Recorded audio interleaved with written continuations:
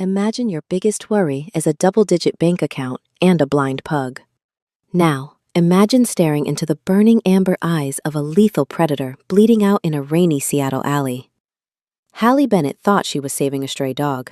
She was actually kidnapping the wounded Alpha King. One mistake, one innocent phrase, "good boy," ignites a corporate shifter war that threatens to burn her city down.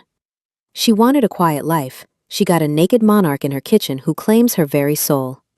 If you love accidental mates, dangerous alphas, and slow burn tension, hit that like button and subscribe to its Zero Werewolf Romance collection right now. Drop a comment below and tell me where you are listening from tonight. Let the hunt begin. Chapter 1. The Wet Dog. The rain in Seattle didn't just fall, it aggressively tried to drown you. It was a cold, sheet metal gray downpour that turned the alley behind Pause and Reflect into a slushy river of dumpster juice and mud. Hallie Bennett shoved her shoulder against the back door of her studio, locking the deadbolt with a grunt. It had been a long day. 3 golden retrievers who thought jumping was a love language, a husky that screamed like a banshee every time a leaf moved, and a Great Dane that had eaten a couch cushion. She just wanted to go home, put on sweatpants, and ignore the fact that her bank account balance was currently double digits. She made it 3 steps toward her dented 2015 Subaru Forester before she heard it. It wasn't a bark. It was a sound so low it vibrated in the soles of her boots, a wet, gurgling huff of air. Hallie froze, her hand tightening around her keys. She wasn't the type to investigate scary noises in dark alleys. She was the type to get in the car and lock the doors. But then the sound came again, followed by a whimper that was distinctly canine. "Damn it," she hissed, the condensation from her breath clouding the air. She turned on her heel, pulling a small flashlight from her pocket. She swept the beam across the overflowing dumpster, the stacks of wet cardboard, and finally, the dark recess between the brick wall and a rusted generator. The light caught the reflection of eyes. Amber. Burning. "Hey there," Hallie said, her voice dropping automatically into her trainer tone, calm, assertive, low. "You look like you're having a rough night." The animal tried to rise, but its front legs buckled. It collapsed with a splash, its breathing ragged. Hallie stepped closer, disregarding the mud splattering her cargo pants.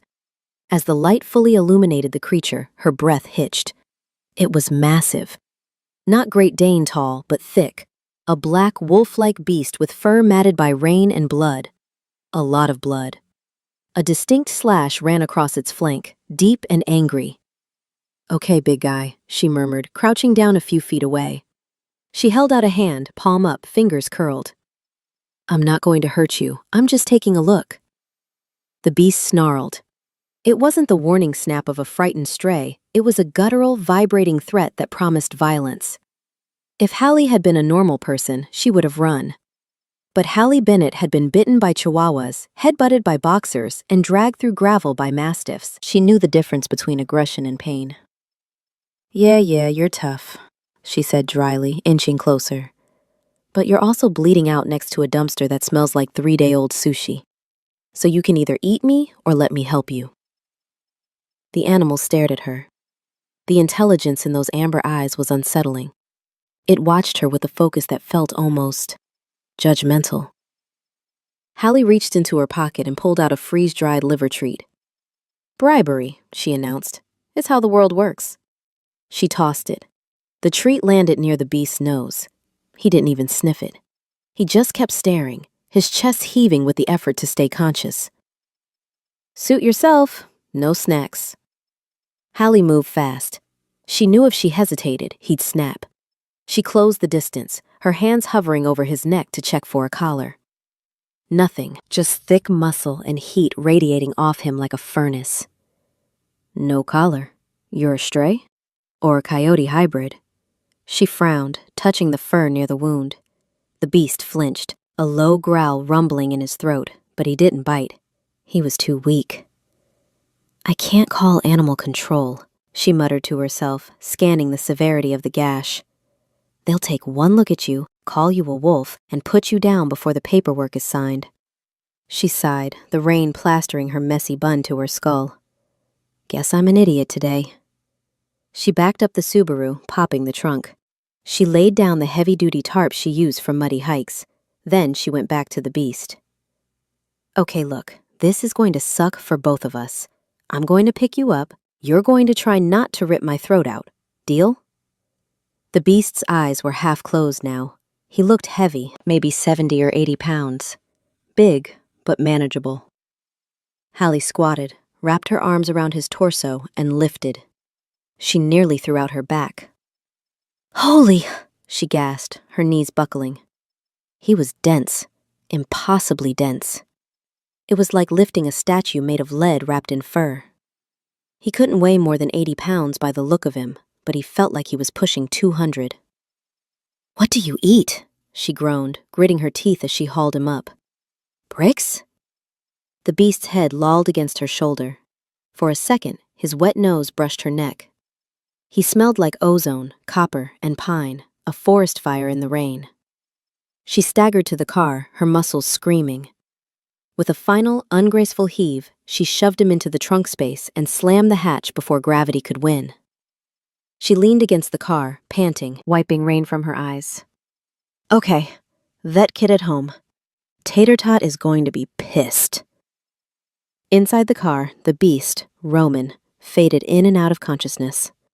The humiliation burned hotter than the wound in his side. He was the king of the sovereign pack. He was a predator who commanded armies. And now he was being kidnapped by a woman who smelled like vanilla and wet dog, shoved into the back of a Subaru that needed new shocks. I will kill her, he thought, the darkness claiming him. As soon as I can stand, I will end her. But as the car rumbled to life, the vibration didn't hurt.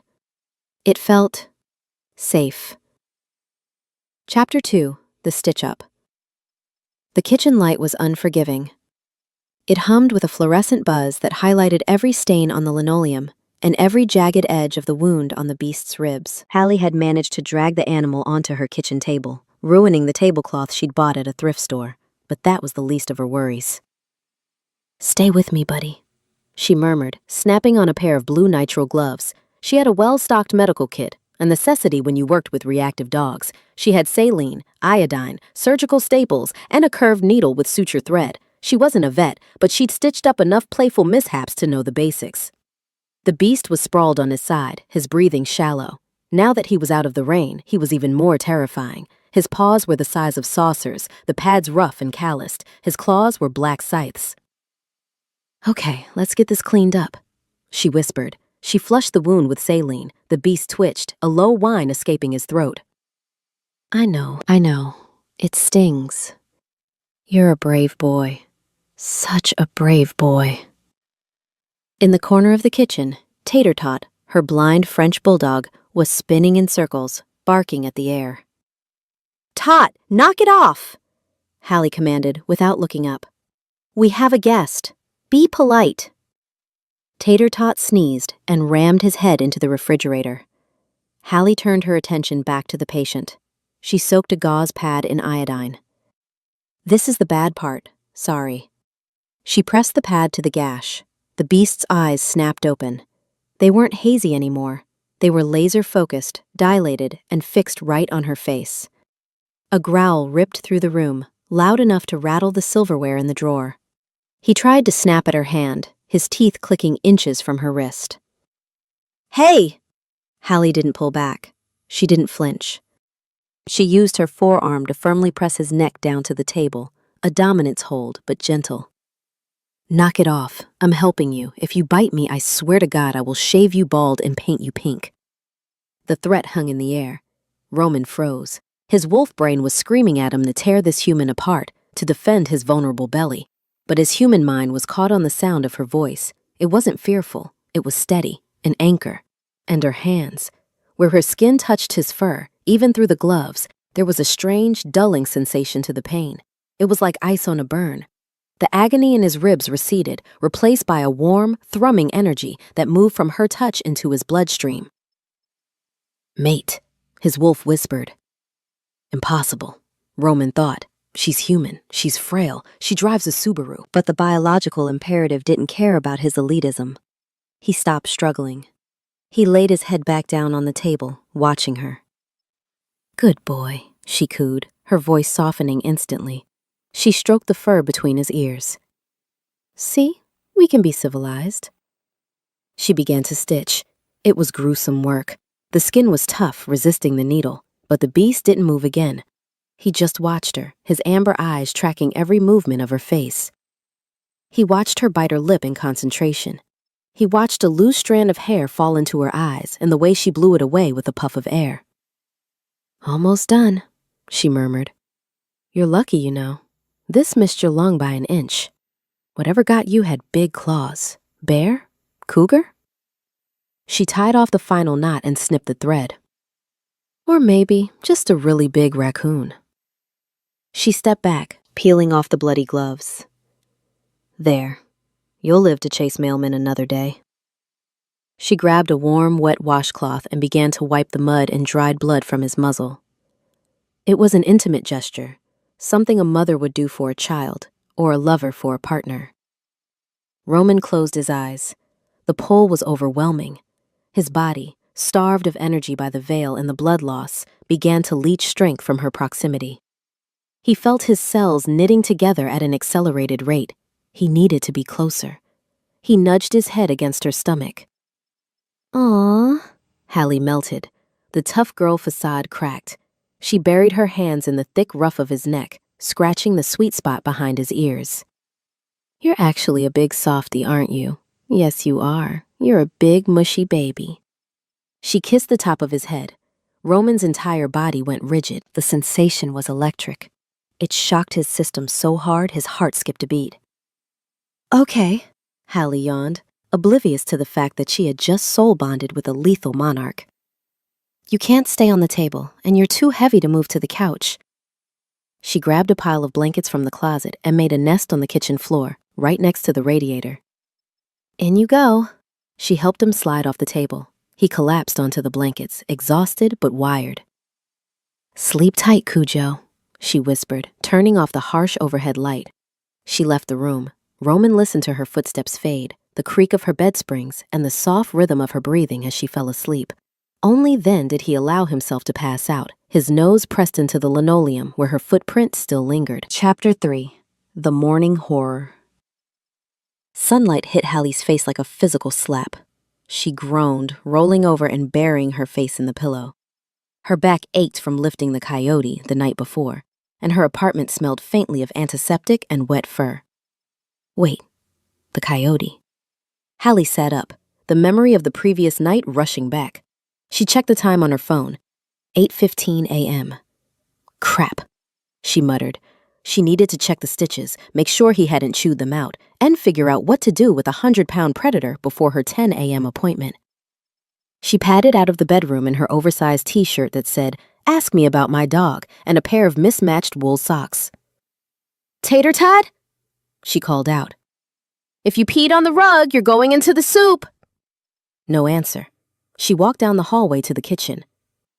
Hey, big guy. How are we She stopped dead in the doorway. The blanket nest on the floor was empty. The back door was still locked. Standing in front of her open refrigerator, bathed in the morning light, was a man. And not just a man, a lot of man. He was massive, at least 6'4", with broad shoulders that tapered down to a lean, powerful waist. He was completely, starkly naked. His skin was tanned and covered in faint white scars, and his dark hair was a mess. He was currently drinking 2% milk straight from the carton, his head tilted back, his throat working as he downed the entire thing. Hallie's brain short-circuited. For 3 seconds, she just stared at the glute muscles flexing as he shifted his weight. Then, reality crashed in. Oh my God, she screamed. The carton crumpled in his hand. Hallie scrambled backward, her socks slipping on the hardwood floor. She grabbed the first thing her hand touched on the counter. A heavy cast-iron skillet she'd left drying on the rack. Get out! She shrieked, wielding the pan like a tennis racket. I'm calling the police! I have a gun! I have a very aggressive pug! The man turned slowly. He didn't look scared. He looked annoyed. He wiped a drop of milk from his lip with the back of his hand. His face was all sharp angles and dark stubble, handsome in a way that looked dangerous, like a cliff edge you wanted to jump off. But it was the eyes that stopped her heart. Amber, burning, judgmental. Put the pan down, he said. His voice was a deep rasp, like gravel grinding together. "I will knock you unconscious," Hallie threatened, though her voice wobbled. She backed up until she hit the wall near the phone. "How did you get in here? Where's the dog?" The man took a step toward her. He moved with a terrifying grace, silent, fluid, predatory. "Stay back!" She reached for the landline receiver. In a blur of motion, he was there. 1 second he was by the fridge, the next, he was standing inches from her, his hand wrapped around her wrist. He didn't squeeze, he just held her, an immovable object. "I said," he rumbled, looking down at her, "put the pan down." Hallie dropped the skillet. It clattered loudly to the floor, missing her toes by an inch. She was shaking. He was so close she could feel the heat radiating off him. He smelled like ozone, pine, and her lavender soap? "Please don't kill me," she whispered, looking up at him. "Take the TV. It's a smart TV. It has Netflix." The man sighed, a sound of profound exhaustion. He released her wrist and stepped back, giving her space. He didn't seem concerned with his nudity, which made Hallie stare aggressively at his face to avoid looking elsewhere. "I don't want your television, Hallie," he said. "How do you know my name?" "It's on the mail on your counter, and the lease agreement on the fridge." He gestured vaguely. He turned slightly, reaching for a kitchen towel to wrap around his waist. As he moved, Hallie saw it. On his left side, just below the ribs, a fresh, angry wound, neatly closed with black surgical thread. The room spun. Hallie looked at the wound, then at the empty blanket nest, then at his amber eyes. "The stitches," she breathed. "I put those in." The man, Roman, tied the towel securely and leaned back against the counter, crossing his arms over his chest. He looked at her with a mix of arrogance and begrudging respect. "You have steady hands," he said dryly. "But you missed a spot near the bottom. It pulls when I breathe." Hallie's knees gave out. She slid down the wall until she hit the floor. "You're the dog," she squeaked. "I put a dog in my car, and now you're a naked guy." "Wolf," he corrected, looking offended. "And I would appreciate some pants." "I kissed your head," she whispered, horror dawning on her face. "I rubbed your belly." Roman's jaw tightened. A flush of color touched his cheekbones, but he held her gaze. "We will never speak of that." "I called you a brave boy!" Hallie covered her face with her hands, hysteria bubbling up in her chest. "I tried to give you a liver treat." "I prefer steak," he said. "Rare." Hallie peeked through her fingers. "This isn't real. I'm dreaming. I ate some bad cheese and now I'm hallucinating a stripper in my kitchen." Roman pushed off the counter and loomed over her. The shadow he cast was enormous. "I am not a stripper. I am—" He cut himself off. He couldn't tell her he was a king. Not yet. "I am in trouble. And because you decided to play veterinarian, now you are too."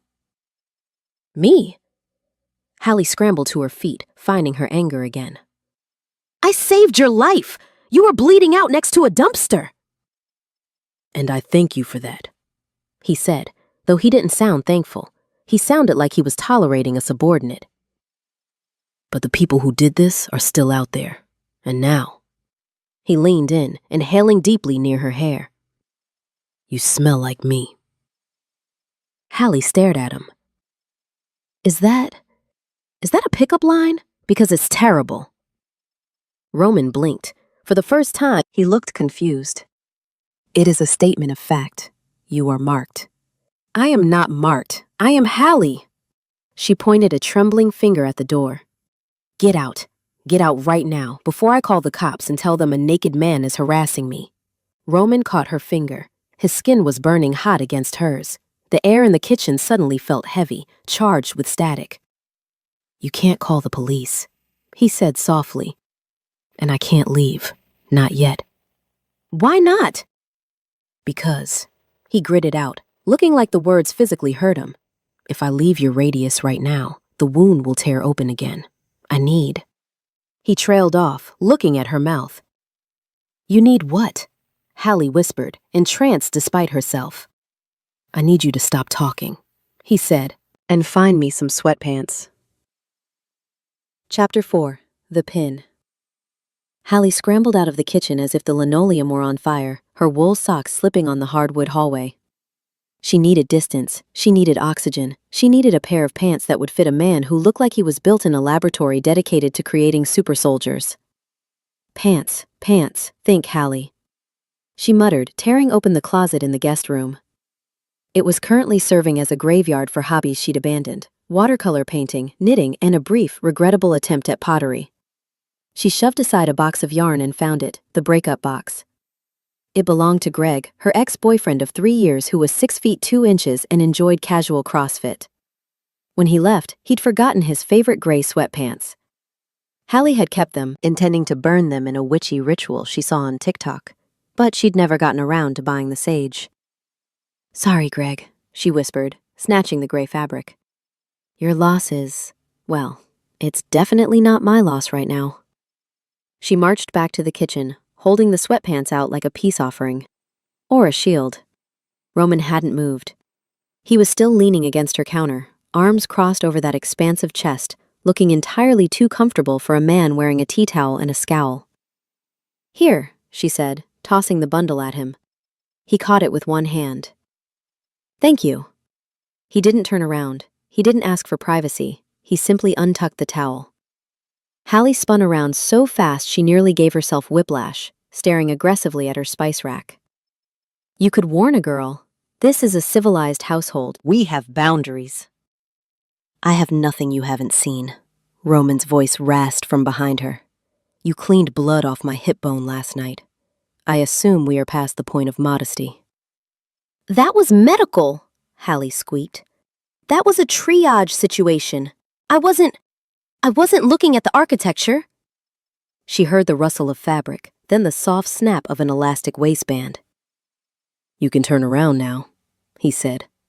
Hallie turned slowly. The sweatpants fit, but barely.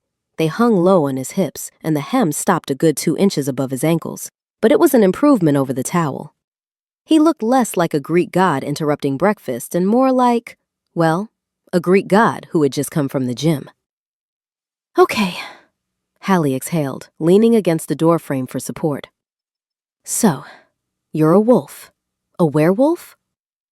"Shifter," he corrected, rolling his shoulder to test the stitches. "Werewolf implies I only turn when the moon is full, and I have no control.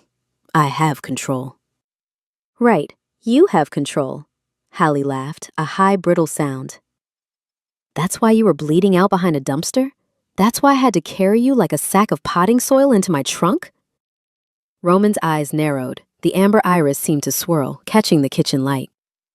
"I was ambushed, and the size issue is a survival mechanism. It's not for public discussion." "I thought you were a coyote mix." Hallie threw her hands up. "I was gonna name you Bandit. I was literally planning to buy you a collar with a little bow tie." Roman flinched. The idea seemed to physically pain him. "I do not wear bow ties." "I scratched your ears." The mortification was hitting her in waves now.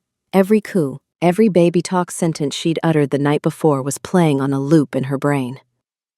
"I let you sleep on my rug.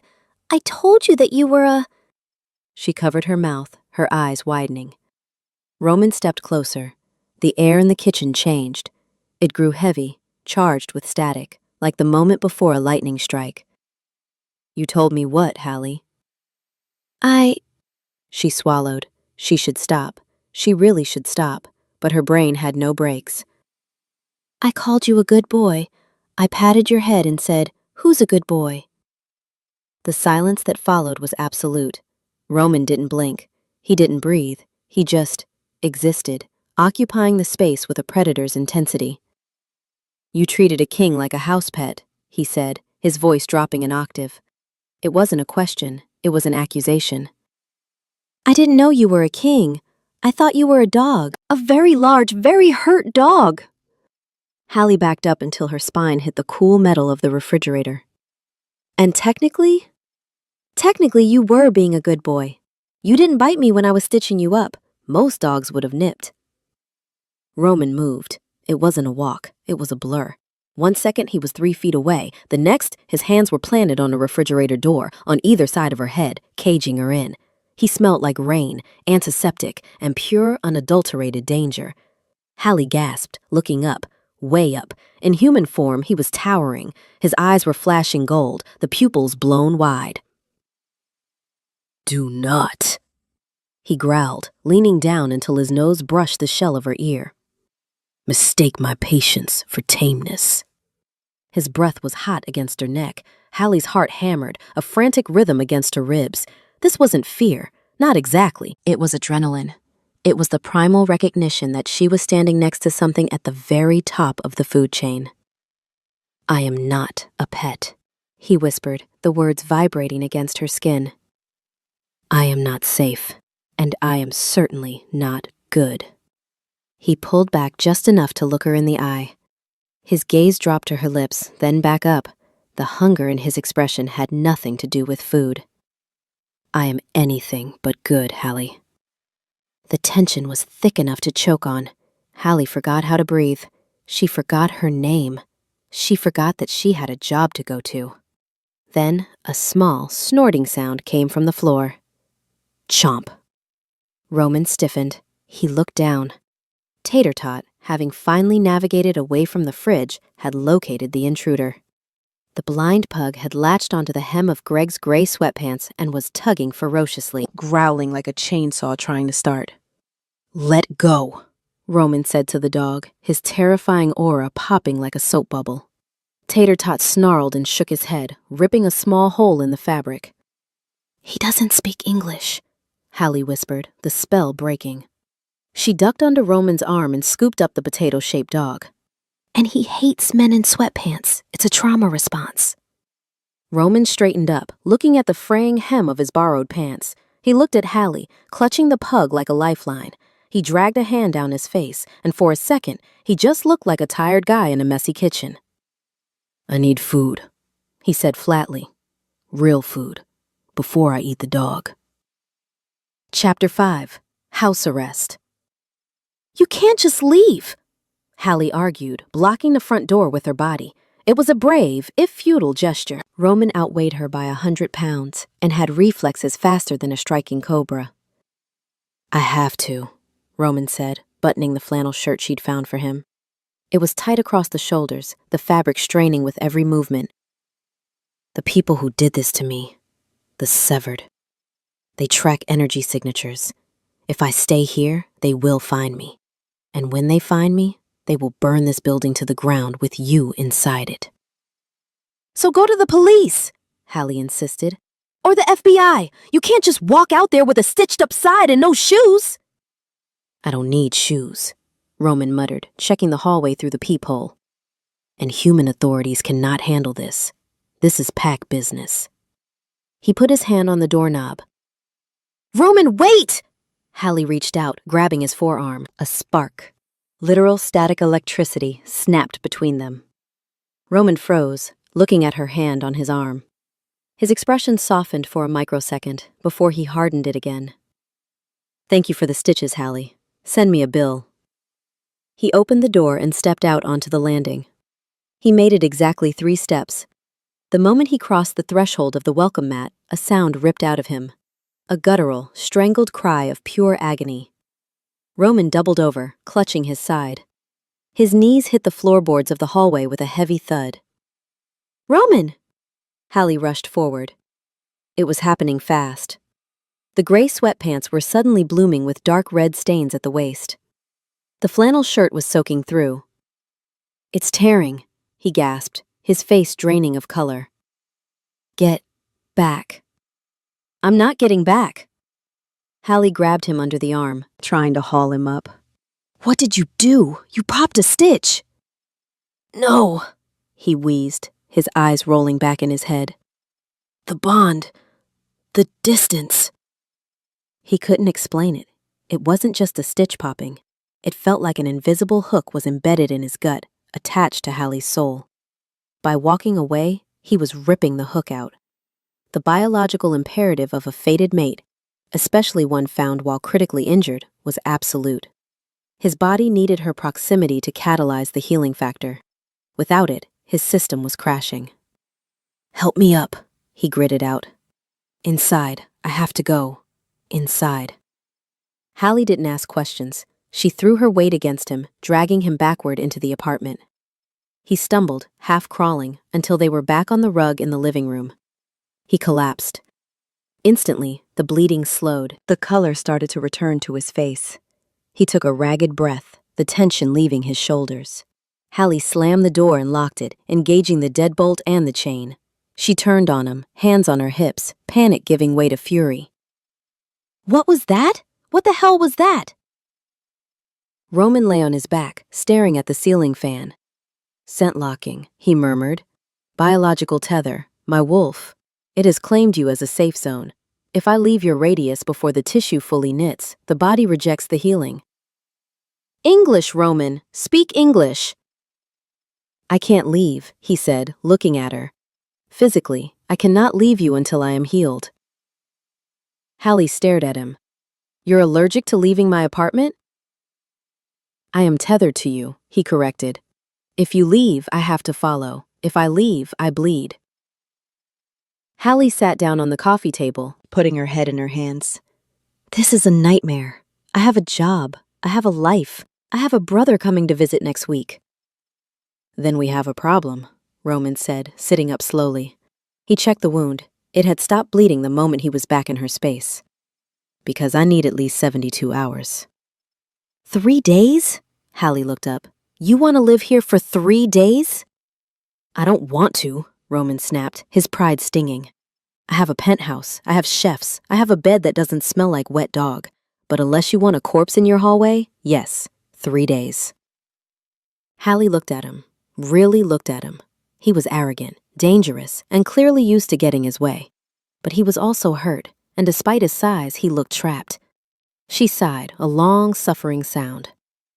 "Okay, 3 days, but we have rules." Roman raised an eyebrow. "Rules?" "Rule 1, you don't eat tater tot. Rule 2, you wear clothes at all times. Rule 3, you do exactly what I say when I say it. This is my territory, Alpha. You play by my rules." Roman stared at her. A slow, dark smirk curved the corner of his mouth. It was the first time she'd seen him smile, and it did dangerous things to her stomach. "Your territory," he repeated, the words rolling around his mouth like fine wine. "Very well, Hallie. I accept the terms of your surrender." "It's not a surrender! It's a truce!" "Keep telling yourself that." Chapter 6. The Coffee Pot Incident. By 7 a.m. the next morning, Roman had decided that human technology was designed solely to mock him. He stood in the kitchen, glaring at the Keurig machine on the counter. It was a plastic abomination. In his penthouse, coffee was brought to him in a porcelain cup, dark and rich, by a beta who knew better than to speak before Roman had taken his first sip. Here, he was faced with buttons, small buttons. "Brew," he commanded the machine. The machine blinked a red light at him. "Add water." "I added water," Roman growled. He tapped the reservoir. "I added the water, you plastic incompetence." He pressed the button again. Nothing. His patience, already frayed by a night of sleeping on a lumpy couch while listening to Hallie breathe in the next room, snapped. He didn't mean to use his full strength. He really didn't. He just wanted to adjust the handle to make sure the pod was seated correctly. He gripped the plastic lever, crack. The handle snapped off in his hand like a dry twig. Roman stared at the piece of black plastic in his palm. Then he looked at the machine, which hissed spitefully and began leaking hot water all over the counter. "Problem?" Roman froze. He turned slowly to see Hallie standing in the doorway. She was wearing panda print pajama bottoms and a tank top, her hair a chaotic halo around her head. She looked soft, sleepy, and entirely unimpressed. "The machine," Roman said, holding up the broken handle. "Committed suicide." Hallie looked at the handle, then at the puddle of water expanding toward her toaster. "That," she said calmly, "was a $60 coffee maker." "It was weak," Roman defended. "I barely touched it." "You crushed it!" Hallie walked over, grabbing a towel to stem the tide of hot water. You have no finesse. You're just big movements and destruction. I am an apex predator, Hallie. I am not designed for pod brewing. Hallie threw the wet towel into the sink and turned on him. She pointed a finger directly at his face. Her eyes were flashing with irritation. Sit, she said. It wasn't a request, it was a command. It was the voice she used on Rottweilers who were thinking about eating a Chihuahua. It was sharp, authoritative, and brooked no argument. Roman's knees hit the chair before his brain even registered the order. He sat down at the kitchen table with a heavy thud. Silence stretched between them. Roman stared at Hallie. Hallie stared at Roman. Did you? Roman started, his voice sounding confused. Did you just command me? Hallie looked equally shocked. She lowered her finger. I think I did. And you listened. Roman frowned. He looked down at his hands. His wolf, the primal, instinctual beast that lived under his skin, was currently purring. It liked the command. It liked her taking charge. It felt right. His human side, however, was mortified. I didn't listen, he lied, crossing his arms. I was just tired of standing. You sat the second I said it, Hallie said, a slow grin spreading across her face. Oh my God, it works on you. It does not work on me. Do not do it again. Sit, Hallie said experimentally. I am already sitting! Roman roared, though he couldn't help the way his body relaxed into the chair. Stay, she said, backing toward the pantry. I am not a dog, Hallie. Wait, she held up a hand. I'm getting the French press. It's glass and metal. Even you can't break it, but you have to stay there. Roman gripped the edge of the table. He wanted to get up. He wanted to storm over there and prove he wasn't controlled by a 5'4" human in panda pajamas, but his legs felt heavy, comfortable. She is handling it, his wolf whispered. Let the mate handle it. Fine, Roman grumbled, slouching in the chair. But only because I require caffeine. From the floor, Tater Tot let out a sharp bark. Roman looked down. The pug was staring at him with his milky eyes. Not a word from you, Roman warned the dog. Tater Tot sneezed and trotted over to pee on the cabinet door, where the coffee maker had died. Hallie! Roman yelled. The rat is desecrating your kitchen! He's marking his territory, Hallie called from the pantry. Maybe you should take notes on how to behave. Roman closed his eyes and prayed for the patience not to shift and eat the entire apartment complex. 3 days. He only had to survive 3 days. He wasn't going to make it. Chapter 7. The Midnight Truth. The storm hit Seattle like a divine punishment. It wasn't just rain. It was a torrential assault that turned the streets into rivers and hammered against Hallie's apartment windows with a violence that made the glass rattle in the frames. It was 2 a.m. Hallie was wide awake, staring at the ceiling fan, which was spinning lazily in the dark. Beside her bed, Tater Tot was currently trying to dig a hole through the floorboards. The pug panted rhythmically, his claws clicking frantically against the wood every time thunder boomed overhead. It's okay, Tot, Hallie whispered, reaching down to pat his trembling flank. It's just noise. Big, stupid noise. The dog ignored her and continued his excavation project. Hallie sighed, kicking off her duvet. The air in the apartment felt heavy, charged with static that made the hair on her arms stand up. It wasn't just the storm, it was him. Even with the bedroom door closed, she could feel Roman's presence in the living room.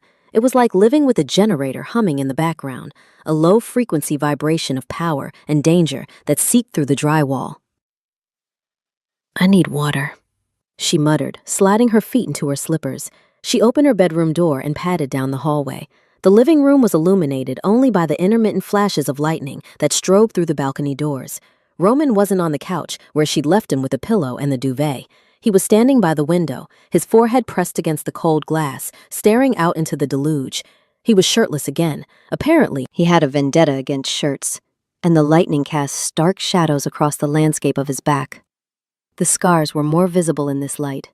There were old ones, silver and faded, crisscrossing his shoulder blades. And then there was the fresh bandage on his side, white against his tanned skin. "You should be sleeping," Hallie said softly. Roman didn't startle. He didn't even turn. Wolves don't sleep when the barometer drops this low. The pressure, it itches. Hallie walked over, wrapping her arms around herself to ward off the chill. "My knee aches when it rains. I guess we're both elderly." Roman snorted, a low, rough sound. He turned his head slightly, his amber eyes catching a stray beam of light from a street lamp below. They looked molten, glowing with a bioluminescence that shouldn't exist in human biology. "You are not elderly, Hallie. You are painfully young." "I'm 26, she defended, moving to stand beside him. "I have a 401k, I have back pain, I own a slow cooker. I'm basically 80. They stood in silence for a moment, watching the rain lash against the city. The dynamic between them had shifted since the command voice incident in the kitchen. Roman was less aggressive, more watchful. And Hallie was realizing that her fear had evaporated, replaced by a curiosity that was probably going to get her killed. "Why were you alone?" she asked. The question hung in the air, heavier than the thunder. Roman stiffened, his hands, resting on the windowsill, curled into fists so tight his knuckles turned white. "I told you," he said, his voice dropping to that gravelly register. "It was an ambush." "I know how you got hurt," Hallie clarified, turning to look at his profile. "I'm asking why an alpha, a king apparently, was fighting in an alley without backup. You said wolves don't travel alone. Where is your pack?" Roman closed his eyes. For a long moment, the only sound was the drumming of the rain and the distant wail of a siren. "He stayed behind," Roman whispered. The admission sounded like it was being torn out of his throat. "Who?" "Elias, my beta."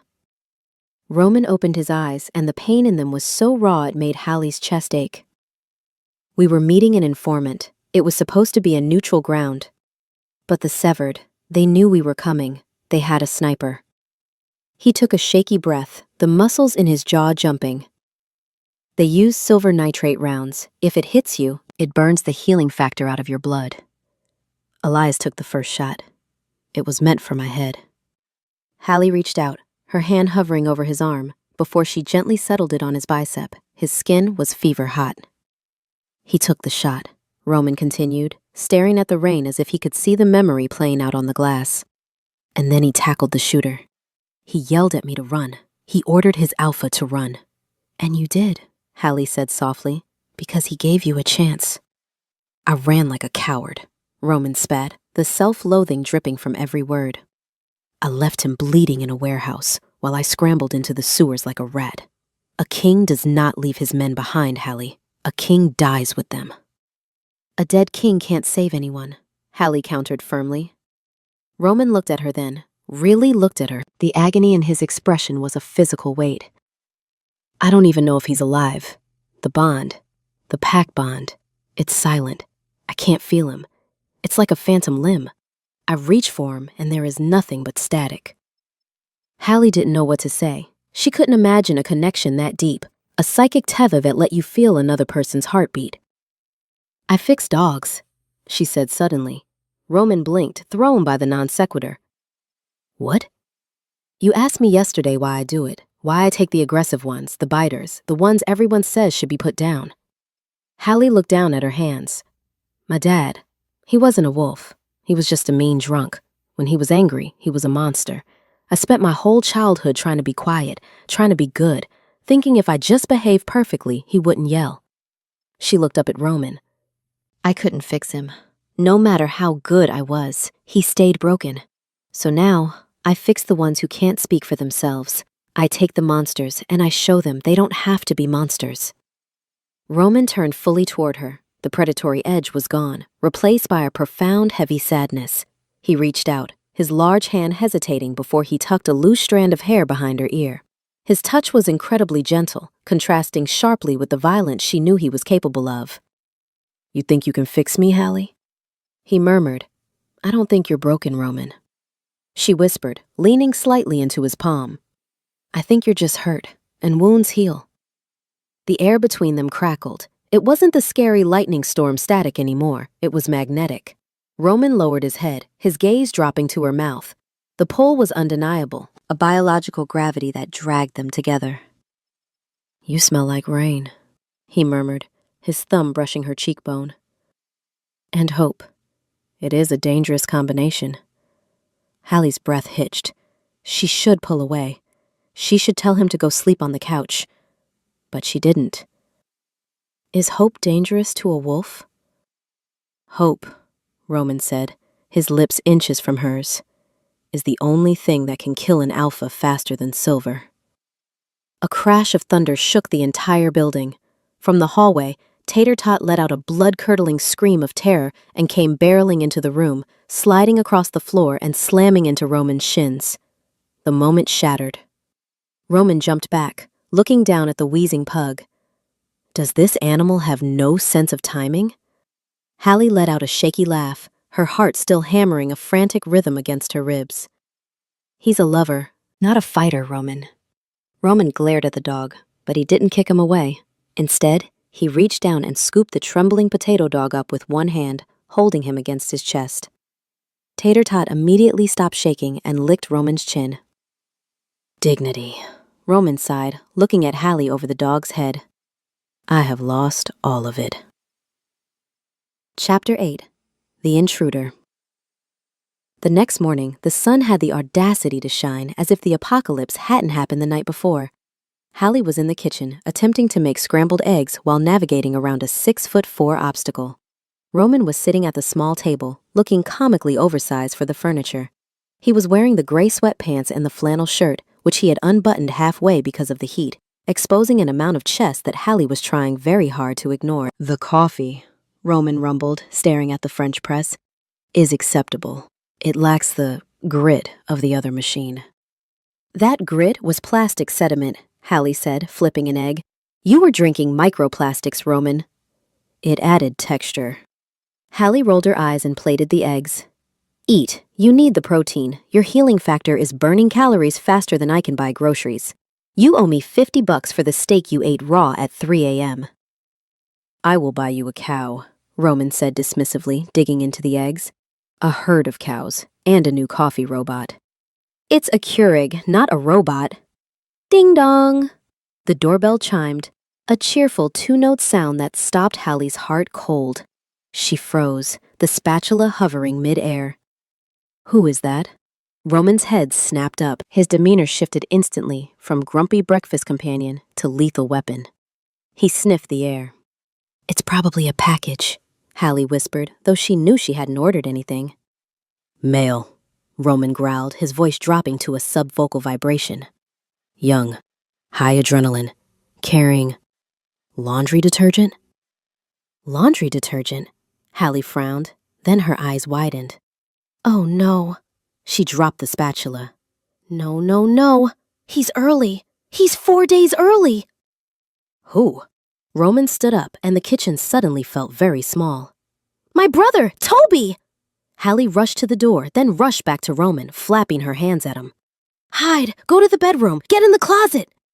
"I am a king," Roman said, looking offended. "I do not hide in closets." "You are a naked man in my apartment wearing my ex-boyfriend's sweatpants!" Hallie hissed, shoving at his solid chest. It was like shoving a brick wall. "If Toby sees you, he'll freak out. He's protective. He thinks I'm single." "You are single," Roman pointed out unhelpfully. Click. The sound of a key turning in the lock. Hallie froze. "He has a key. I forgot he has a key." The door swung open. "Halle Berry!" A voice cracked from the hallway. "Guess who finished finals early and didn't crash the car on the way here?" Toby Bennett walked in. He was 19, lanky, wearing a hoodie that said, "I paused my game to be here," and carrying a massive duffel bag and a basket of laundry. He dropped the laundry basket when he saw the giant man standing in the kitchen holding a fork. Silence descended on the apartment. Absolute, suffocating silence. Toby looked at Roman. Roman looked at Toby. Hallie looked at the window, considering if jumping out would be less awkward. Toby blinked, his eyes darting from Roman's scars to the ripped sweatpants, and then to the healing bandage peeking out from the flannel. Toby said, his voice cracking. Hallie? Why is there a tank in our kitchen? Roman took a slow sip of coffee, maintaining unblinking eye contact with the teenager. Hi, Toby, Hallie squeaked, stepping between them. She threw her arms out wide, jazz hand style.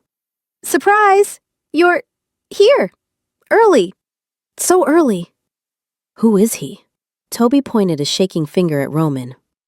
And why is he wearing Greg's pants? Is Greg back? Did Greg take steroids? I am not Greg, Roman said, his voice deep and terrifyingly calm. Right. No, not Greg. Hallie laughed hysterically. This is... She looked at Roman. He raised an eyebrow, daring her to lie. This is my boyfriend, Hallie blurted out. Toby's jaw dropped. Your what? Boyfriend. New boyfriend. Very new. Brand new. Hallie was sweating. His name is... Roman. Roman, Toby repeated. He looked at the man again. Roman looked like he ate people like Toby for a mid-morning snack. Where did you meet him? Prison? Tinder, Hallie shouted. We met on Tinder. Swiped right. It was a match. A super like. Roman slowly set his coffee cup down. He walked around the table, moving with that fluid, predatory grace that made the hair on the back of Toby's neck stand up. He extended a hand the size of a dinner plate. Hello, Toby, Roman said. I have heard little about you. Toby stared at the hand, then slowly reached out to shake it. Roman squeezed, just enough to let the kid know that he could crush his bones into dust if he wanted to. Nice to meet you, Toby squeaked, wincing. He pulled his hand back and looked at his sister. Okay, cool. I'm just going to put my laundry in your room, and maybe call Mom, and the National Guard. Great idea, Hallie beamed. Toby grabbed his bags and scuttled toward the guest room, giving Roman a wide berth. As soon as the bedroom door clicked shut, Hallie turned on Roman, burying her face in her hands. Tinder. I said Tinder. I am a dead woman. Roman leaned against the counter, crossing his arms. A smirk tugged at his lips. I think it went well. He seems... edible. Do not eat my brother, Roman. No promises. He smells like Axe body spray and fear. Chapter 9. The Thanksgiving Test. The dinner was a disaster waiting to happen. Because Hallie hadn't been expecting guests, and because Roman had eaten all the eggs, the menu consisted of frozen pizza and a bag of baby carrots. They sat at the small round table, Hallie, Toby, and Roman. Tater Tot was under the table, chewing loudly on Toby's shoelaces. The tension was thicker than the mozzarella cheese. Toby was staring at Roman. He had been staring at Roman for 20 minutes straight. The kid wasn't dumb. He was a gamer, a conspiracy theorist, and a biological science major. He knew biology. And he knew that the man sitting across from him didn't fit the standard textbook definition. So, Toby said, stabbing a baby carrot with his fork. Roman, what do you do for work? Besides, lifting heavy objects? Roman didn't look up from his pizza. He was eating it with a knife and fork, which Toby found deeply suspicious. Security. Security, Toby repeated, like mall cop or I kill people for the government security. Private contracting, Roman said smoothly. I manage risk. Cool. Toby narrowed his eyes. And where are you from? You have an accent. Is it European? Transylvanian? Hallie kicked Toby under the table. Stop grilling him, Tobes. He's from here. He's local. I'm from the north, Roman said at the same time. Toby looked between them. Okay, local north. Got it. He leaned forward. So, Roman, how did you get that scar on your face, the one that looks like a claw mark? Hallie froze. It was a car accident. Bar fight, Roman said. They looked at each other. A car accident in a bar, Hallie corrected quickly. He drove into a pub. Very tragic. Toby dropped his fork. It clattered loudly on the plate. Okay, cut the crap, the teenager said, his voice shaking but determined. Who are you, really? Because I've watched you for the last hour. You haven't blinked, not once. You caught a fly out of the air with your bare hand without looking at it, and when the neighbor's dog barked earlier, you growled. Like, literally growled. Hallie's heart slammed into her throat. Toby, don't be rude. I'm not being rude, Hallie. I'm being observant. Toby stood up, pointing a finger at Roman. You're not a boyfriend. You're something else. Are you in the mob? Are you a fugitive? Roman stopped eating. He slowly wiped his mouth with a napkin. He looked at Toby with an expression that was unreadable. I am not in the mob, Roman said quietly. Then what are you? Toby demanded. Show me your ID. If you're dating my sister, I want to see a driver's license. I don't carry a license, Roman said. See? Toby looked at Hallie triumphantly. No ID. He's a ghost. He's probably wanted for murder. Toby, stop! Hallie stood up too. No, I won't stop. You bring this giant into our house, he's wearing Greg's pants, he's eating 4 pizzas by himself, and he looks like he could snap my neck with a thought. Toby was shouting now, his protective instinct overriding his fear. I'm not letting him stay here with you unless I know he's safe. Roman stood up. The movement was silent, but it sucked all the oxygen out of the room. He towered over the table, over Toby, over everything. I would never hurt her, Roman said. The command voice bled into his tone, low and resonating. It wasn't a shout, but the glasses on the table vibrated. Toby flinched, clutching the back of his chair. What? How did you do that? With your voice? Roman, sit down, Hallie warned, using her trainer tone. Roman's head snapped toward her. He hesitated, his jaw working. The conflict between his instinct to dominate the challenger, Toby, and his instinct to obey the mate, Hallie, was playing out on his face. He is questioning my honor, Roman growled. He's my brother, Hallie said firmly. Sit down. Roman glared at Toby one last time, then slowly, begrudgingly, sank back into his chair. Toby watched this interaction with wide eyes. He looked at Hallie, then he looked at Roman, then he looked at Tater Tot, who was happily chewing on the table leg. A look of dawning, horrified realization washed over Toby's face. Oh my God, Toby whispered. What? Hallie asked, panic rising. Toby pointed at Hallie. You're using your bad dog voice on him. I am not. You are. That was the tone you used on Mr. Henderson's Rottweiler. Toby backed away slowly. And he listened. He actually said. Toby looked at Roman again. He looked at the amber eyes that reflected the light like a cat's. He looked at the superhuman stillness. He's not a criminal. Toby breathed, his voice barely audible. He's... Hallie, tell me I'm crazy. Tell me I've played too much Elden Ring. You play too much Elden Ring, Hallie said quickly. His eyes are glowing. Toby whispered. The lights are off in the kitchen, Hallie, and his eyes are literally glowing gold. Hallie looked. He was right. Roman's agitation had caused his control to slip. His eyes were twin burning coals in the dim room. Toby stumbled back against the counter, knocking over the salt shaker. That guy isn't human, Toby said, the reality crashing down on him. Hallie, what is in our kitchen? Chapter 10, The Drop. The air in the kitchen didn't just feel heavy. It felt pressurized, like the cabin of an airplane seconds before the oxygen masks drop. What is in our kitchen? Toby repeated, his voice trembling. He pointed a shaking finger at Roman, who was currently vibrating with a lethal, restrained energy. Roman opened his mouth to speak, perhaps to lie, perhaps to finally tell the truth, but the decision was taken out of his hands. The living room window exploded. It wasn't a rock, it wasn't a bird. It was a canister of tear gas, followed immediately by the concussive crack thump of a flashbang grenade. Down, Roman roared. The sound wasn't human. It was a command that bypassed the auditory nerve and slammed directly into the brainstem. Hallie dropped to the linoleum instantly, dragging Toby down by his hoodie. White smoke hissed into the apartment, filling the space with a blinding chemical fog. Tater Tot screamed, a high-pitched seal noise, and scrambled under the cabinets. Clear the room, a mechanical voice shouted from the balcony. Target acquired, lethal force authorized. Laser sights cut through the smoke, dancing across the cabinets, the fridge, and Toby's back. They found us, Roman snarled. He was crouching over Hallie and Toby, shielding them with his massive body. The severed. Are those guns? Toby shrieked, pressing his face into the dirty kitchen floor. Why do they have guns? I thought you were a mall cop.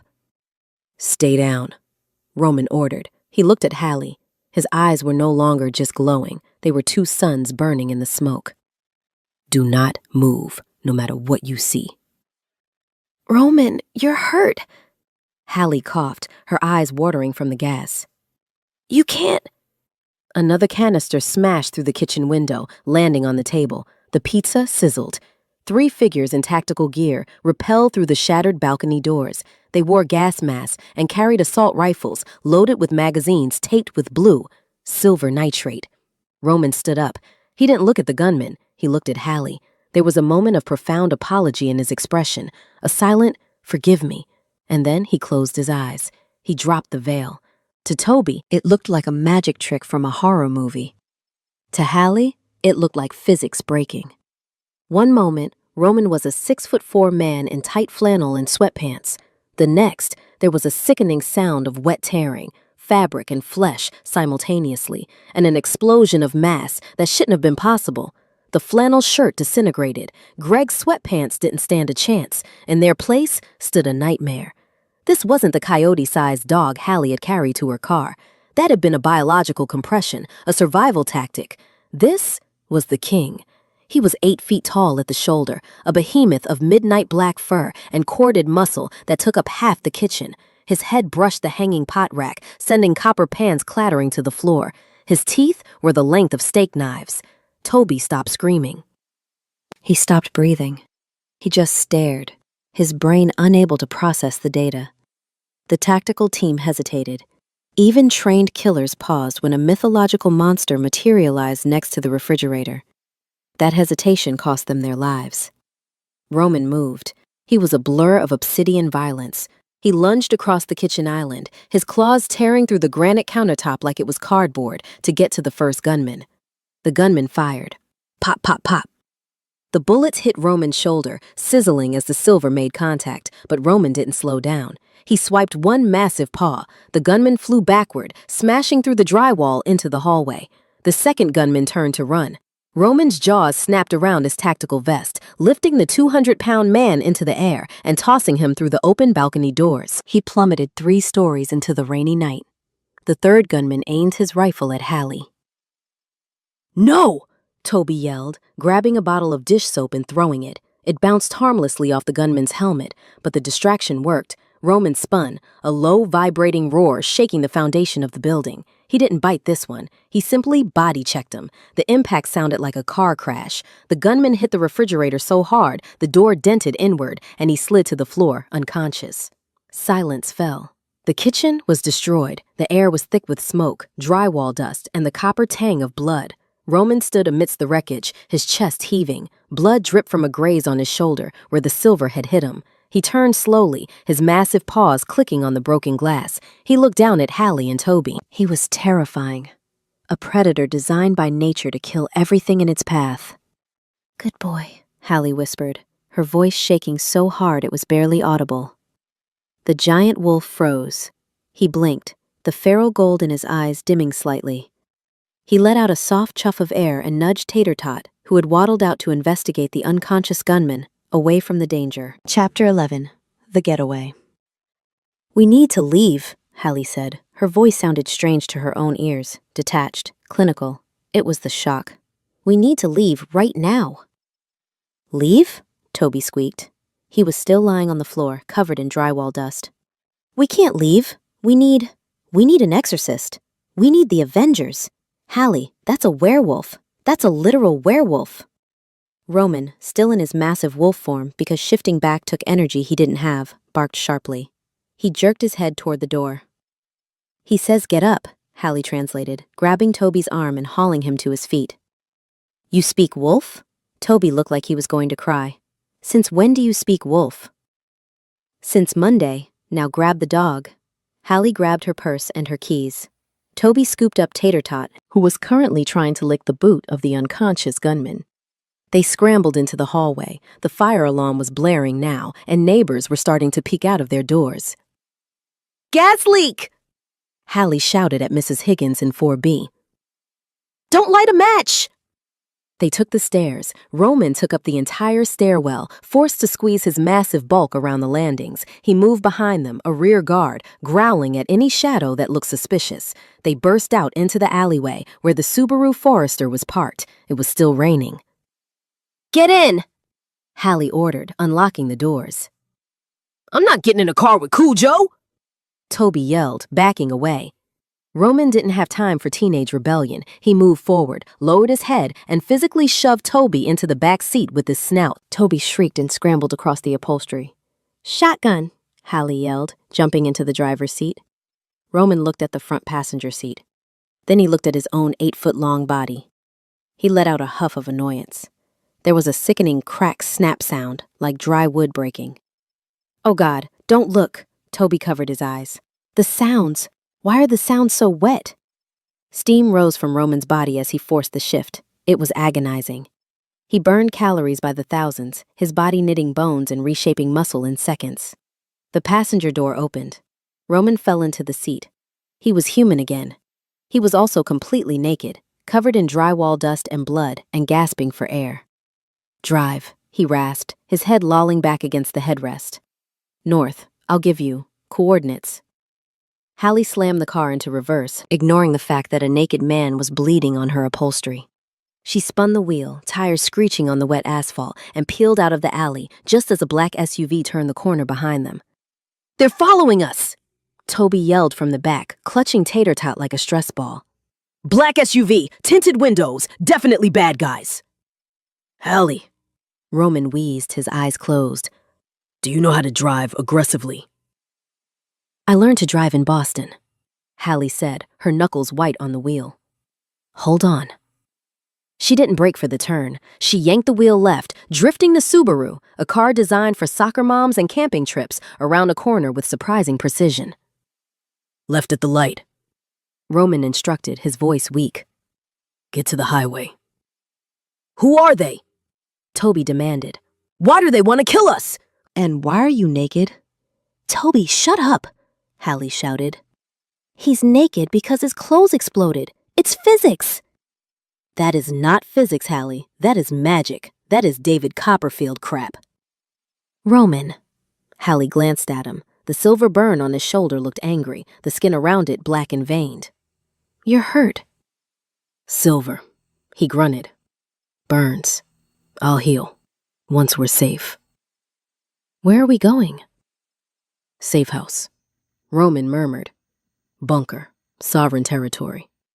He opened his eyes, turning to look at Toby in the rearview mirror. His eyes were still glowing faintly.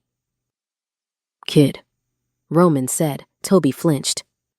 "Yeah?"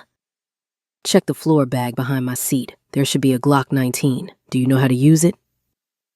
"I've played Call of Duty," Toby offered weakly. "Don't shoot us." Roman sighed, closing his eyes again. "If the SUV gets within 20 feet, aim for the tires." "I am not shooting a gun," Toby yelled.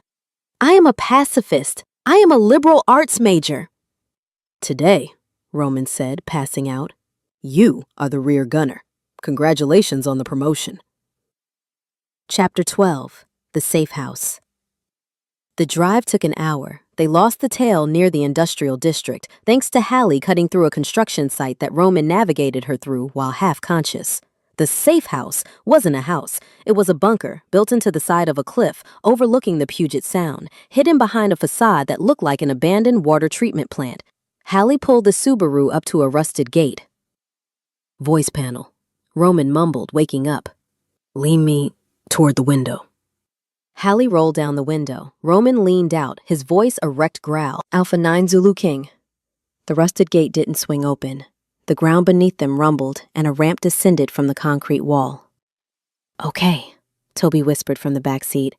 "You have a Batcave. Of course you have a Batcave." They drove down the ramp into a subterranean garage. It was sleek, concrete, and filled with cars that cost more than Hallie's entire life earnings. black SUVs, a sports car, and the motorcycle. The garage door sealed behind them with a heavy pressurized hiss. "We're safe," Roman said, unbuckling his seatbelt. He groaned as he moved, the silver burn clearly agonizing. They piled out of the car. The air here was cool and smelled of filtered oxygen and oil. "There are towels in the locker." Roman gestured to a wall of metal cabinets. "And clothes. I need to cover up." Toby scrambled to get the towels, mostly so he didn't have to look at Roman's nakedness anymore.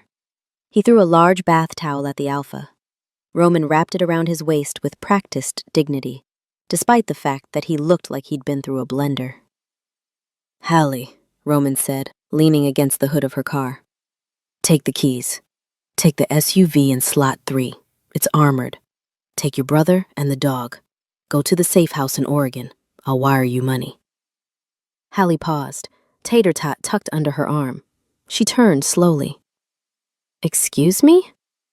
"You can't stay here," Roman said, his face hardening. "The Severed know I'm alive. They know you helped me. This is going to be a war. I won't have you in the crossfire."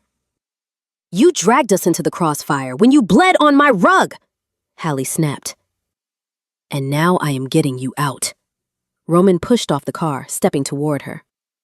"Go. Now. Before the lockdown protocols engage." "No," Hallie said. Roman blinked. "No?" "I am not leaving you," Hallie said, stepping into his space. She poked him in the chest, right over a fading bruise.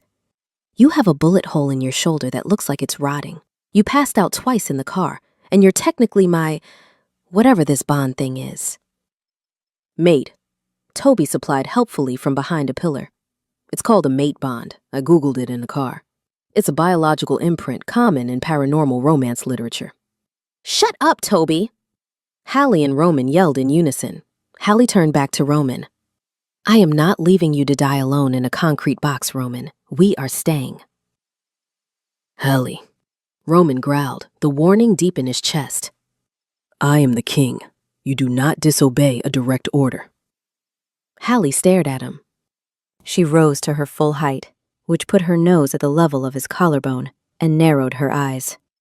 "Sit," she said. The silence in the garage was deafening. Roman's eye twitched. His hands clenched into fists. He fought it. He fought the compulsion with every ounce of his alpha will. Veins bulged in his neck, but his knees bent. Slowly, agonizingly, Roman lowered himself until he was sitting on the bumper of the Subaru. He looked up at her, fury and awe warring in his eyes. "I hate that," he hissed. "Yeah, well, it works." Hallie crossed her arms. "We're staying. Now, where is the first aid kit? I need to dig a silver bullet out of your shoulder." Roman stared at her for a long moment. Then, he let out a defeated breath and slumped against the car. "Medical bay," he grumbled. "Level 2. Down the hall." "Good boy," Hallie patted his cheek. Roman closed his eyes. "If you tell anyone I said," he threatened Toby without looking, "I will feed you to the dog." "My dog has no teeth," Toby defended. "I will buy him teeth," Roman promised. Chapter 13. The Alpha's Den. The medical bay was more like a private hospital room. It was sterile, white, and stocked with supplies that Hallie was pretty sure were illegal for civilians to own. Toby had been banished to the entertainment sector, a living room with a PlayStation 5, which had immediately bought his silence, with Tater Tot. That left Hallie and Roman alone in the Alpha's private quarters. The adrenaline was crashing. Hallie's hands had started shaking about 10 minutes ago and hadn't stopped. She was currently trying to thread a needle to stitch the graze on Roman's shoulder, but the metal kept slipping. "You're shaking," Roman said. He was sitting on the edge of the bed, a massive California king with black silk sheets because, of course, he had black silk sheets. He was wearing a pair of clean black sweatpants he'd found in the locker. "I'm fine," Hallie lied, stabbing the air with the needle. I've never been shot at before, or flashbanged, or seen a man turn into a bear wolf." "Wolf," Roman corrected gently. He reached out and took the needle from her trembling fingers. He set it on the bedside table. "Stop." I have to fix it, Hallie insisted, her voice cracking. The silver! The silver is out. The wound is clean.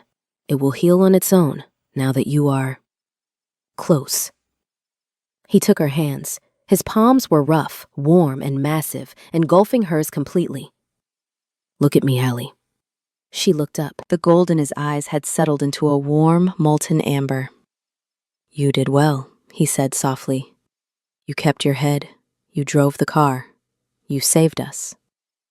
I was terrified, she whispered. A tear slipped out, hot and fast. I am terrified. Good. Roman pulled her closer until she was standing between his spread knees. Fear keeps you alive. Only fools are fearless. He wrapped his arms around her waist, pulling her into him. Hallie didn't resist. She collapsed against his chest, burying her face in the crook of his neck. He smelled like soap and rain and that deep, earthy musk that made her head spin. The contact was electric. It was the mate bond, singing in the aftermath of danger. The need to touch, to confirm survival, was overwhelming. Roman let out a low rumble, resting his chin on top of her head. He rubbed big, soothing circles on her back. I'm sorry, he murmured into her hair. I never wanted this life to touch you. Too late, Hallie mumbled into his skin. She pulled back slightly, looking at his face. The exhaustion was etched deep in the lines around his eyes. So, this is your life? Bunkers and bullets? Until the war is over, he said. Yes. He looked at her mouth. Hallie looked at his. The air in the room grew heavy, thick with a tension that had nothing to do with fear. It was the one bed trope coming to life, and neither of them was fighting it. Roman, Hallie whispered. He leaned in, his gaze dropping to her lips. Yes? My brother is in the next room playing FIFA. Roman froze inches from her mouth. He closed his eyes and let out a long, suffering sigh. I know. He gritted out. I can hear him yelling at the television. He pulled back, though he didn't let go of her waist. I assume, he said dryly, that the no-touching rule is still in effect? Hallie looked at the bed, then at Roman's bare chest, then at the door. We're tired, she said, her voice breathy. And shocked, and we should probably sleep. Sleep, Roman repeated, sounding disappointed. Just sleep. Fine. He released her and laid back on the bed, claiming the left side. He patted the space beside him. Get in. I should go to the couch with Toby. The couch is a sectional, and the dog snores, Roman said, pulling the duvet up. And if you leave this room, my shoulder will start hurting again. Do you want me to suffer? You are manipulative, Hallie accused, kicking off her boots. I am resourceful. She climbed into the bed. It was ridiculously comfortable. She stayed on the far edge, leaving a foot of space between them. Lights, Roman commanded. The room plunged into darkness. For a few minutes, they lay in silence. Then Hallie shivered. The bunker was cold.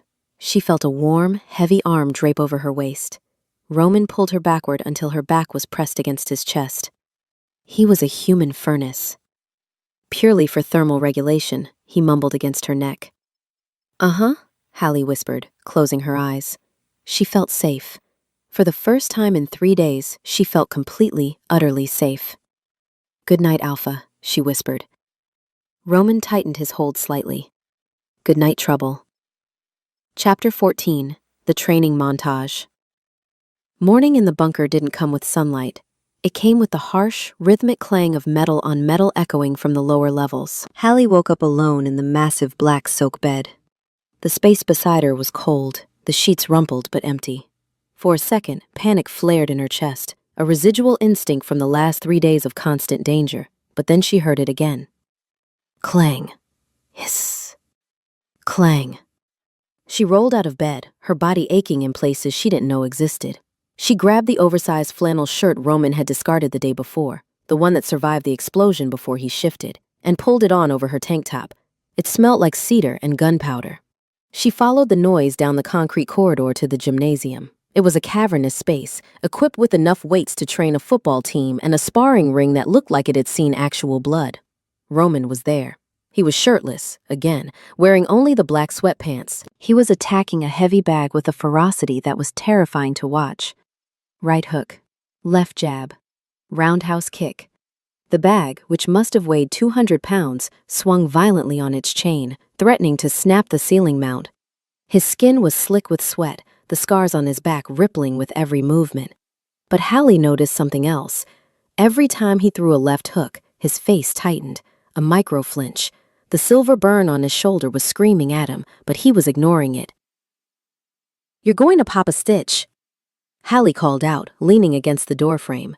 Roman froze mid-punch. He didn't turn around immediately. He took a deep breath, centering himself, before dropping his hands.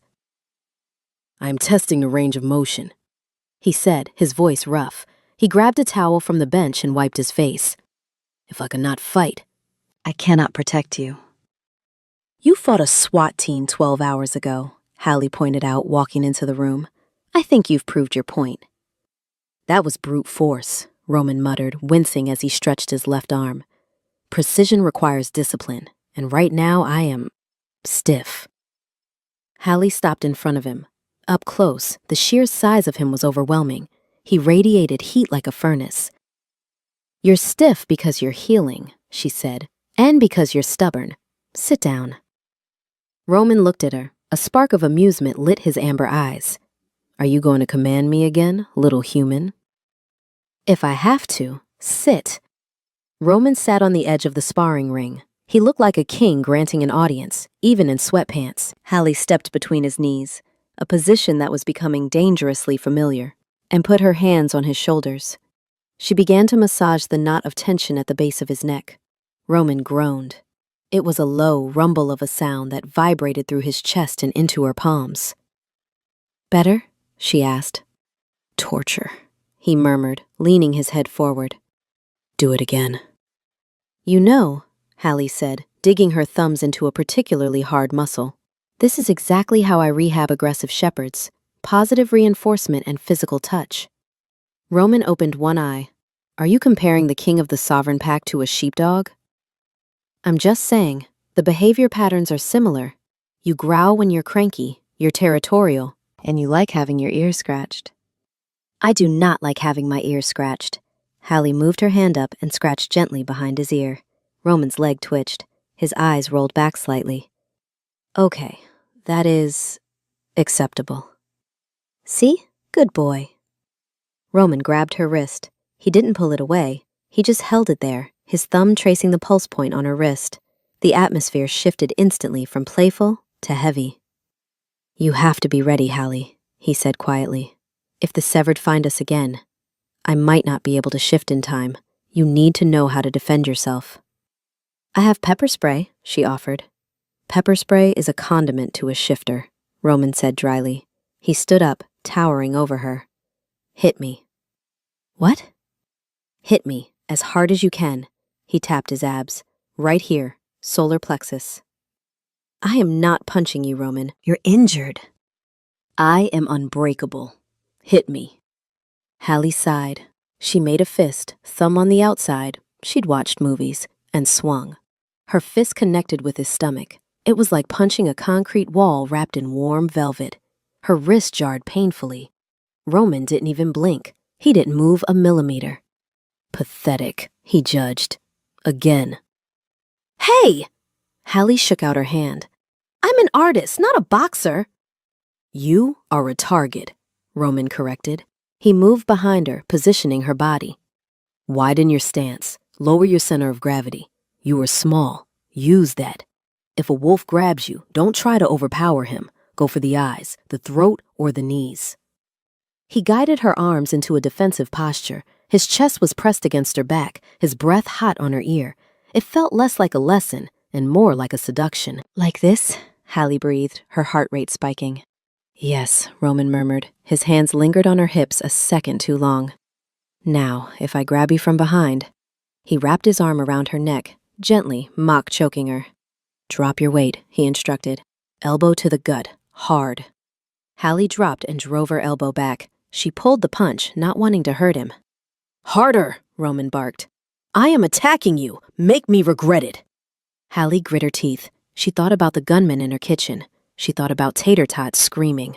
She channeled that fear and slammed her elbow back with everything she had. Oof, Roman actually exhaled. He stumbled back a step, grinning like a maniac. "Good," he praised, his eyes glowing gold. "That would have cracked a human rib. Again." They spent the next hour like that, sweaty, bruising, and electrically charged. By the end of it, Hallie was panting, her hair a mess. But she felt stronger, more capable. Roman looked at her, his chest heaving. He reached out and brushed a damp strand of hair from her forehead. "You learn fast," he said softly. "I have a good teacher," she replied, leaning into his touch. "Roman," Toby's voice echoed from the intercom on the wall, shattering the moment. "Roman, the computer thingy is doing the beep-boop thingy. It's red." Roman's face hardened instantly. The softness vanished. The king returned. "The server," he said, turning toward the door. "It's Elias." Chapter 15. The Beta Signal. The war room was a sleek, glass-walled office adjacent to the living room. Screens lined every wall, displaying maps, stock tickers, and security feeds from across the city. Toby was spinning in the expensive ergonomic chair, holding a bag of Cheetos.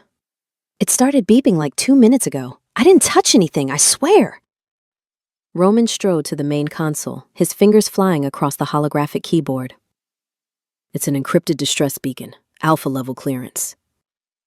"Is it him?" Hallie asked, standing close enough to see the lines of code scrolling down the screen.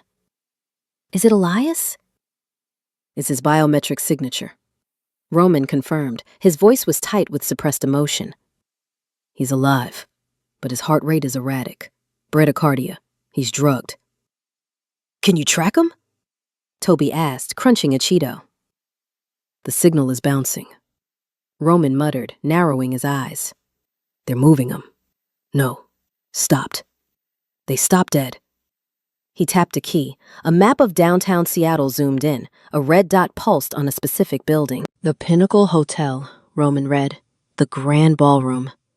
"A hotel?" Hallie frowned. "Why would kidnappers take a hostage to a 5-star hotel?" Roman's face went pale. He slammed his fist onto the desk. "It's not a hotel stay, Hallie. It's an auction." "An auction?" "The Severed don't just kill alphas," Roman explained, his voice dripping with venom. "They humiliate them. They sell high-ranking wolves to the highest bidder, usually private collectors, illegal fighting rings, or labs. They're selling Elias." "That's sick," Toby whispered, dropping the Cheeto bag. "When is it?" Hallie asked. Roman pointed to the timer on the screen. "Tonight. The event is listed as the Solstice Charity Gala. Black tie, invitation only, high security." "So we kick down the door," Toby suggested, miming a shotgun. "Go full John Wick." "No," Roman shook his head. "If we breach the perimeter with force, they'll execute him before we get to the elevator. This is a public event, hundreds of human civilians. We can't shift. We can't shoot." "Then how do we get him?" Hallie asked. Roman turned to look at her. He scanned her face, then her messy flannel shirt, then down to her bare feet. A slow, predatory plan began to form behind his eyes. "We don't break in," Roman said smoothly. "We walk in." "We?" Hallie squeaked. "I need a way past the biometric scanners," Roman said. "I'm in the system as a target. If I walk through the front door, the alarms go off. But if I enter as the +1 of a wealthy, eccentric donor, the security protocols are less invasive." "And who's the donor?" Toby asked. Roman looked at Hallie. "You are." "Me?" Hallie laughed nervously. "Roman, I have $34 in my checking account. I paint dogs for a living. I don't look like a donor." "Money is not an issue," Roman said, pulling a sleek black credit card from a hidden compartment in the desk. "And neither is the look. We have 6 hours to turn you into a woman who looks like she owns the building." "And what do I do?" Toby asked. "You?" Roman tossed him a headset. You are the guy in the chair. You're going to hack the elevator override so we can get Elias out the service exit. Toby looked at the headset like it was the Holy Grail. I was born for this. Chapter 16. The Makeover. I feel ridiculous, Hallie muttered, stepping out of the bathroom. Roman was waiting in the living room. He had already transformed. He was wearing a tuxedo that fit him like a second skin. Custom tailored, midnight blue with a silk lapel that emphasized the insane width of his shoulders. His hair was tained, his jaw freshly shaven. He looked devastating. He looked up as Hallie entered. He stopped breathing. The dress Roman had acquired via a terrified personal shopper he'd called on a burner phone was a weapon made of fabric. It was black silk, floor-length, with a slit that went up to her thigh and a back that plunged dangerously low. It hugged every curve, slippery and dark like oil. Hallie tugged self-consciously at the neckline. It's too much. I feel like a Bond villain's girlfriend who dies in the first 15 minutes. Roman crossed the room. He didn't speak. He walked a slow circle around her, his eyes devouring every inch of exposed skin. The air in the room grew hot, charged with that familiar static. He stopped behind her. He reached out, his fingers ghosting over her bare spine. Hallie shivered. You do not look like a victim, Hallie, he whispered, his voice rough with a hunger he wasn't bothering to hide.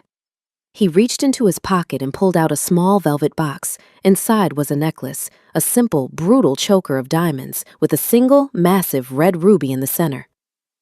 The ruby of the sovereign, he murmured, fastening it around her neck. My mother's. Roman, Hallie breathed, touching the cold stone. I can't wear this. It looks expensive enough to buy a small country. It is, he agreed, turning her to face him. He placed his hands on her waist, pulling her flush against him. The friction of the silk against his tuxedo was electric. You look dangerous, he said low. You look like a queen. I'm just a dog walker, Roman. Not tonight, he said intensely. Tonight, you are the distraction, and looking like this? He leaned down, brushing his lips against her ear. You will distract everyone, including me.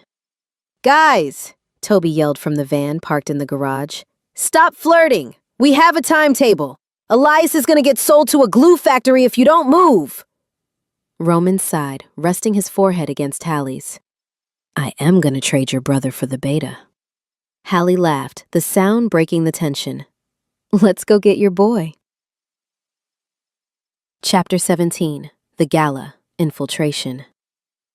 The Pinnacle Hotel was dripping with wealth. Crystal chandeliers, towering ice sculptures, and a sea of people wearing clothes that cost more than Hallie's car. A valet opened the door of the armored SUV, which they had cleaned of drywall dust. Roman stepped out first, buttoning his jacket. He turned and offered his hand to Hallie. Showtime, he murmured. Remember, you are bored, you are rich, and you are slightly annoyed to be here. So, channel my inner cat? Hallie took his hand. Exactly. They swept into the lobby. Heads turned. It wasn't just the clothes, it was the energy. Roman moved with the predator's grace, clearing a path through the crowd simply by existing. Hallie, clutching his arm, tried to look bored instead of terrified. Ticket, sir? The concierge at the velvet rope asked. Roman didn't even look at him. He gestured to Hallie. Madam Vance is on the VIP list, Roman said smoothly. Check again.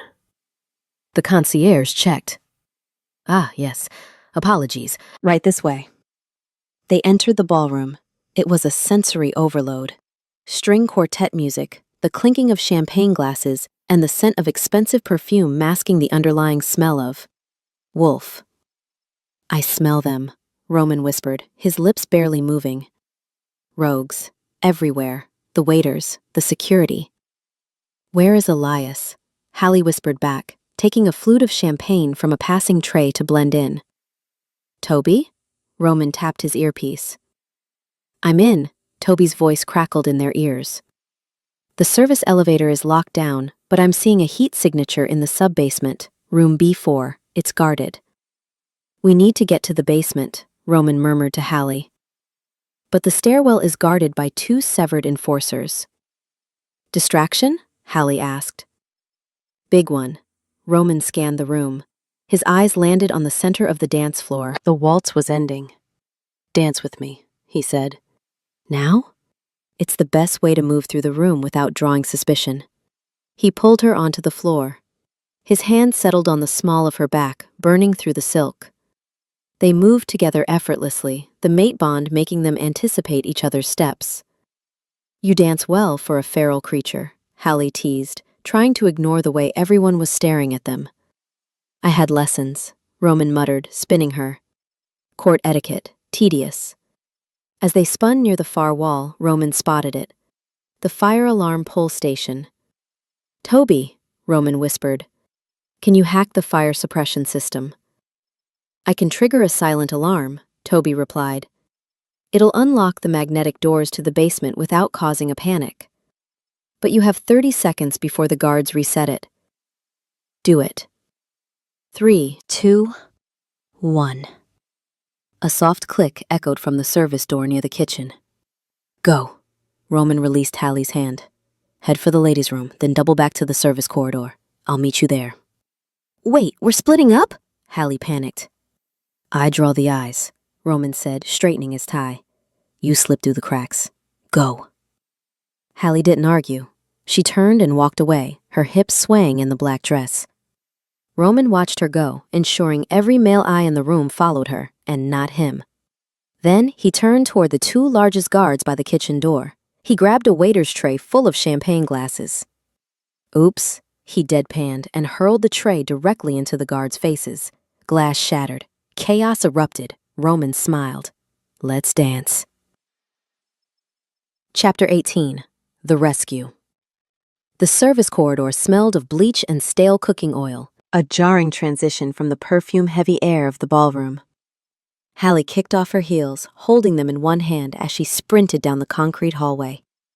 The black silk dress swished around her legs, the split allowing her to move fast. "Toby!" She hissed into her earpiece. "I'm at the freight elevator. Where is Roman?" "He's occupied." Toby's voice crackled, sounding stressed.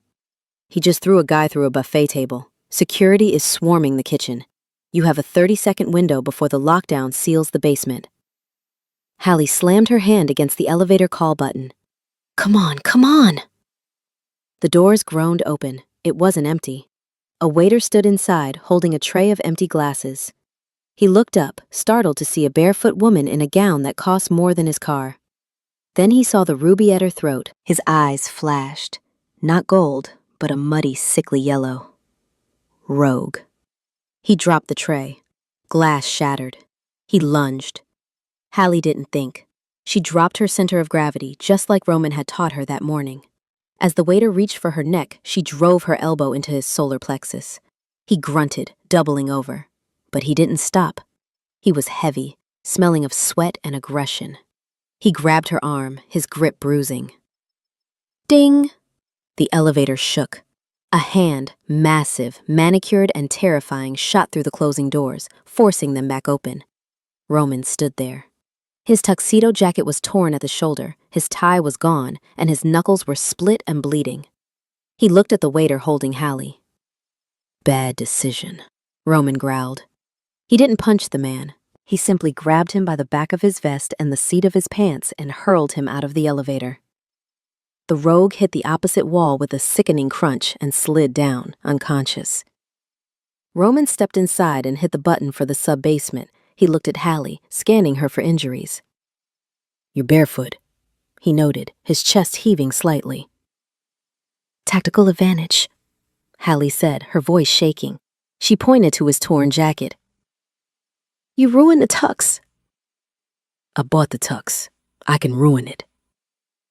The doors opened on B-level. The air here was colder, damp, and smelled of ozone. "Room B4. Roman murmured, taking the lead. "Stay behind me." They moved silently past rows of laundry carts. The door to B4 was a heavy steel fire door. Roman didn't bother with the handle. He kicked it. The lock shattered, and the door swung inward. The room was set up like a makeshift surgical theater. In the center, strapped to a gurney, was a man. He was younger than Roman, with sandy blonde hair matted with sweat. He was unconscious, hooked up to an IV drip. "Elias," Roman breathed. He rushed to the gurney, ripping the IV out of his beta's arm. So touching. A voice drawled from the shadows. Roman froze. He slowly turned, positioning his body between the voice and Hallie. Stepping out from behind a stack of crates was a man in a white suit. He was handsome, in a slimy way, with slick-back hair and a smile that didn't reach his eyes. He was flanked by 4 massive men holding stun batons. Vargas, Roman said, the name a curse. King Roman, Vargas mocked, checking his watch. You're early. The bidding wasn't supposed to start for another hour. We were just prepping the merchandise. Let him go, Roman said, his voice dropping to that subvocal growl that usually made people wet themselves. Vargas just laughed. And miss the payout? Do you know how much a royal beta goes for on the black market? His liver alone covers my overhead for a year. Vargas snapped his fingers. Subdue him. Don't kill him. Damaged goods sell for less. The 4 guards moved in. They weren't shooting. They wanted to take Roman alive, too. Hallie, Roman whispered without looking back. Get Elias to the van. What? I can't carry him. Figure it out. Roman exploded into motion. He couldn't shift. The room was too small, and the risk of crushing Elias was too high. He fought as a man, but a man with the strength of a freight train. He caught the first baton swing in his bare hand, ignoring the crackle of electricity that should have dropped him. He twisted the guard's wrist until it snapped, then used the man's body as a shield against the second attacker. Hallie didn't watch. She scrambled to the gurney. Elias was dead weight. Wake up, she hissed, slapping the beta's face. Come on, Sleeping Beauty, we're leaving. Elias groaned, his eyelids fluttering. Mom? Close enough. Up. She unlocked the wheel brakes on the gurney. She couldn't carry him, but she could roll him. Roman! She yelled. Move!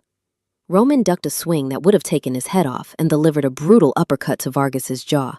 The rogue leader stumbled back, spitting blood. Go! Roman roared. Hallie shoved the gurney toward the service exit. It rattled over the concrete. Roman was right behind her, walking backward, trading blows with the remaining 2 guards. They burst out onto the loading dock. The rain was still pouring. Toby! Hallie screamed into her mic. Now! Now! A black van screeched around the corner, drifting sideways and slamming into the dumpster to stop. The side door flew open. Get in! Get in! Toby yelled, waving a tire iron menacingly. Hallie shoved the gurney toward the van. Roman grabbed Elias by the belt and the collar, hoisting the 180-pound man into the back like a duffel bag. He shoved Hallie in after him and dived inside just as a bullet sparked off the door frame. Drive! Roman bellowed. Toby slammed on the gas. Chapter 19. The Escape. The van fishtailed onto the wet street, knocking over a row of trash cans. Toby was driving with the panic-induced focus of a teenager who had played too much Grand Theft Auto. Are we clear? Toby shouted, checking the mirrors. I think I hit a cone. Did I hit a person? Please tell me it was a cone. It was a cone, Hallie lied, crawling over the seats to the back. Keep going. Get to the highway. In the back of the van, the situation was dire. Elias was groaning on the floor, thrashing as the drugs worked through his system. Roman was kneeling over him, checking his pulse. But Roman himself looked terrible. His face was gray, sweat beading on his forehead. The electricity from the stun batons had messed with his nervous system, and the silver burn on his shoulder had torn open again during the fight. Blood was soaking through the white tuxedo shirt. Elias!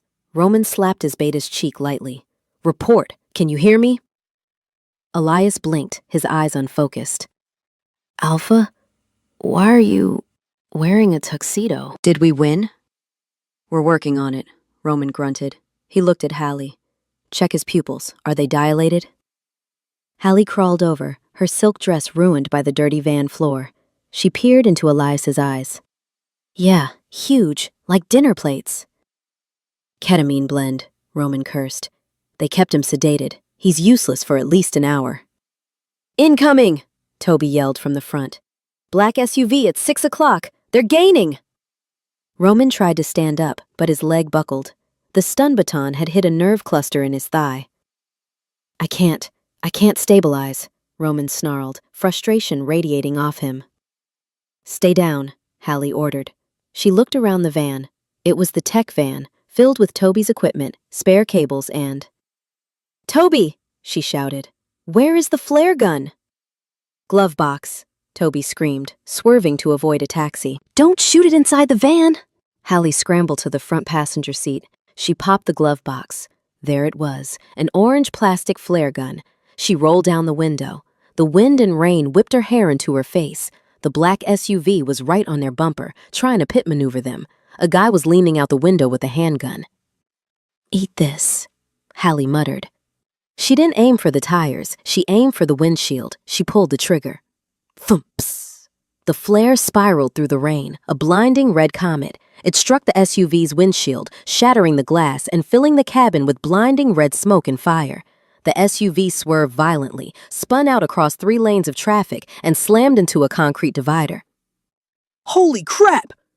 Toby yelled, staring at the rearview mirror.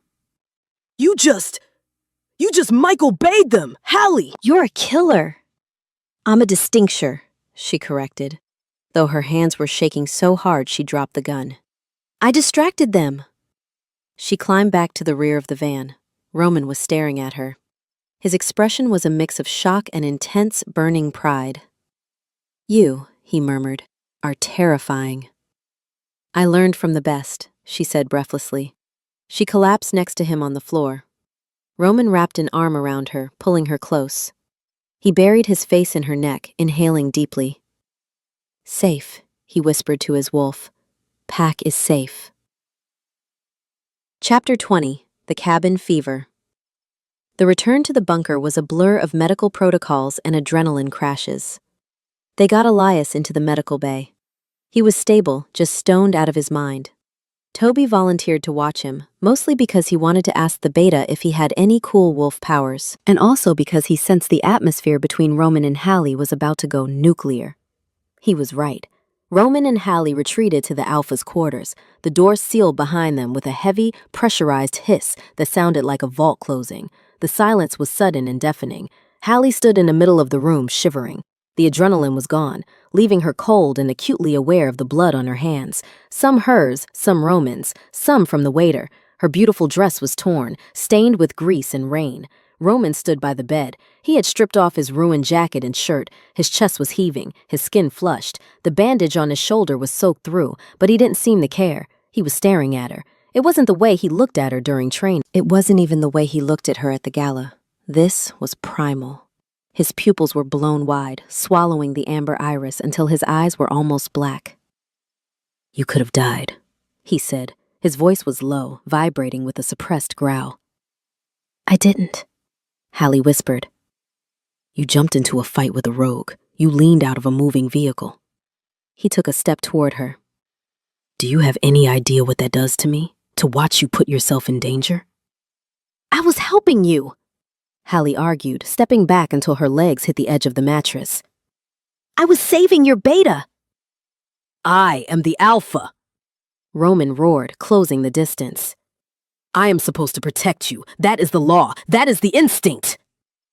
He grabbed her upper arms. His grip was hard, desperate. He pulled her flush against his bare chest.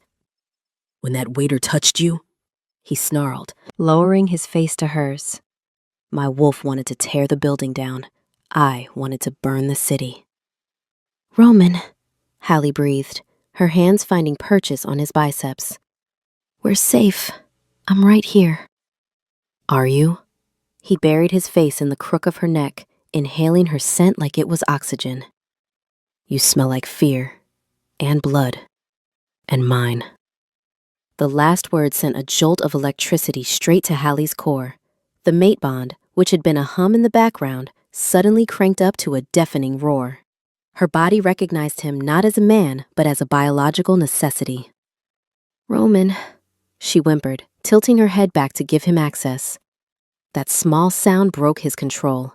Roman didn't kiss her gently. He claimed her. He crushed his mouth to hers, devouring her sigh. It was messy, desperate, and filled with the terrifying intensity of a predator who had almost lost his mate. Hallie kissed him back with equal force. She tangled her hands in his hair, pulling him closer. The friction of his skin against hers was maddening. He lifted her easily, wrapping her legs around his waist, and dropped them both onto the bed.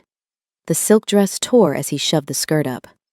Mine, he growled against her skin, trailing hot open-mouthed kisses down her jawline to the sensitive spot where her neck met her shoulder. Say it. Yours, Hallie gasped. I'm yours. Roman's canines grazed her skin, sharp, dangerous. Then accepted. He whispered. He bit down. It wasn't a nip, it was a claiming bite. A deep, piercing puncture right over the mating gland that shifters had and humans didn't know existed until it was triggered. Hallie cried out, half pain, half blinding pleasure. A rush of endorphins flooded her system, followed by a golden warmth that spread from the bite mark through her entire body. It felt like drinking the sun. She felt him. She felt his heartbeat sync with hers. She felt his possessiveness, his relief, his love. Roman groaned, licking the drop of blood from the mark. The wound sealed instantly, leaving behind a scar that looked like a silver crescent moon. He pulled back, his eyes glowing pure molten gold. He looked at the mark on her neck, then at her face. Done, he rasped, stroking her cheek with a trembling hand. No going back now, Hallie. Hallie touched the mark. It pulsed under her fingertips. She looked at him, breathless, terrified, and exhilaratingly alive. Good, she whispered. Chapter 21, The Morning After, Part 2. Waking up with a mate. Bond was like waking up with a hangover, but instead of a headache, you had a 6'4" man wrapped around you like an octopus. Hallie opened her eyes. The room was dark, but she could see perfectly. Weird, she could hear Toby snoring 2 rooms away. Weirder, she tried to move. Roman's arm tightened around her waist. Still sleeping, he mumbled into the pillow, not opening his eyes. Roman, Hallie said. Her voice sounded different, huskier. I need to pee. Hold it. I can't hold it. She wriggled out of his grip. He let her go with a grunt of protest. Hallie walked into the ensuite bathroom and turned on the light. She looked in the mirror and screamed. It wasn't a terrified scream, it was a furious one. Roman appeared in the doorway instantly, naked and alert. What is it? Hallie pointed to her neck. There, stark against her pale skin, was the mark. But it wasn't just a scar, it was faint, silvery veins radiating out from the bite, creating a pattern that looked suspiciously like a crown. You branded me, she shouted, turning on him. I thought it would be a little scar, like a hickey. This looks like a tattoo I got in a prison basement. Roman leaned against the doorframe, relaxing when he saw there was no threat. A smug, lazy smile spread across his face. It is the mark of the sovereign, he said, sounding incredibly pleased with himself. It shows everyone that you are under my protection, that you are queen. I didn't agree to be queen. Hallie threw a hand towel at him. I agreed to be yours. There is a difference. I have a job. I have clients. How am I supposed to explain this to Mrs. Gable when I walk her poodle? Oh, sorry about the neck tattoo. I just got married to a werewolf king over the weekend. Technically, Roman stepped forward, trapping her against the sink. You are married. By pack law, the bite is binding. You didn't give me a ring, Hallie argued, crossing her arms. I gave you my soul, Roman murmured, brushing his thumb over the mark. And half my assets, which, frankly, is a better deal than a ring. Hallie glared at him, but the anger was melting. The bond was humming between them, a warm current of affection that made it hard to stay mad. I wanted a ring, she grumbled, leaning into his touch despite herself. I will buy you a ring. Roman kissed her forehead. I will buy you a jewelry store, but first. He pulled back, his expression turning serious. We need to go upstairs. Elias is awake, and he knows who the traitor is. The air in the bathroom chilled instantly. The bubble of domestic bickering popped. Silas? Hallie asked, remembering the name from the files they'd seen. Roman's jaw tightened. If it is Silas, then the war isn't just coming to us. It's already in the house.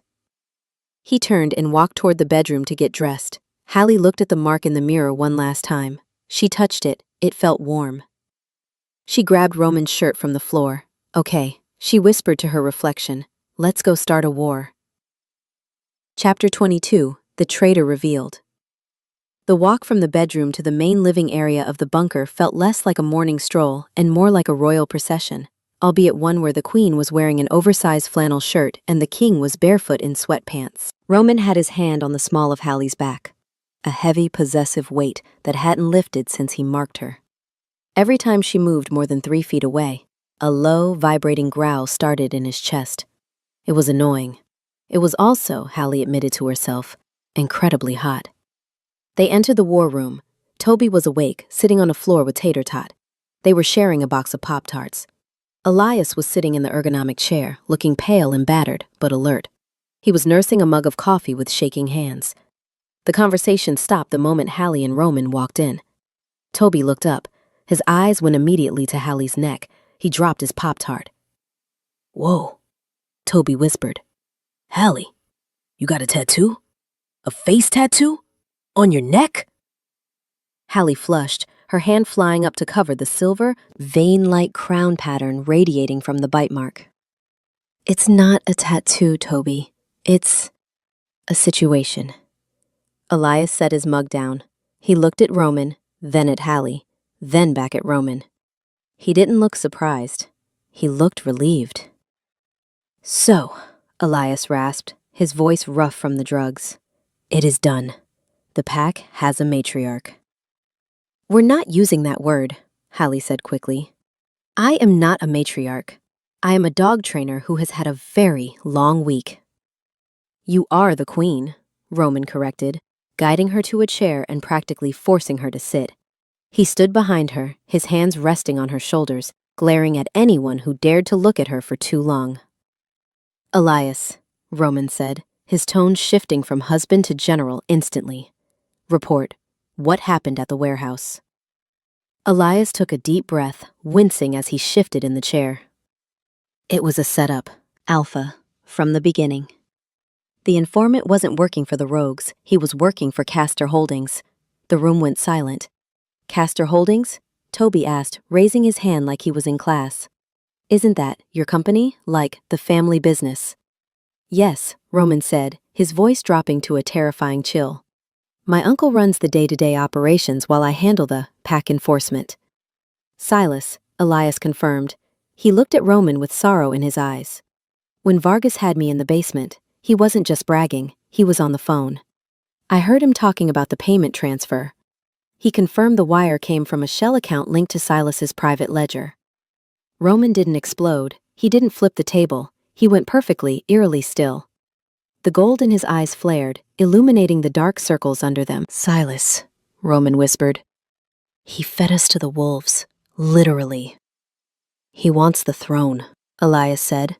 He's always believed the pack should be more aggressive. He thinks you're too soft on the humans, too focused on coexistence.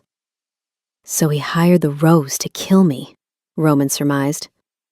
And when that failed, he tried to sell you to fund his coup. It gets worse, Elias said, tapping the keyboard. Try to access the emergency funds, Roman. Roman leaned over Hallie, typing his biometric code into the console. The screen flashed. Access denied. User deceased. Assets frozen pending probate. Deceased? Hallie asked, reading the screen. Silas declared me dead, Roman growled. He likely filed the death certificate the moment the sniper fired the shot. He has frozen everything.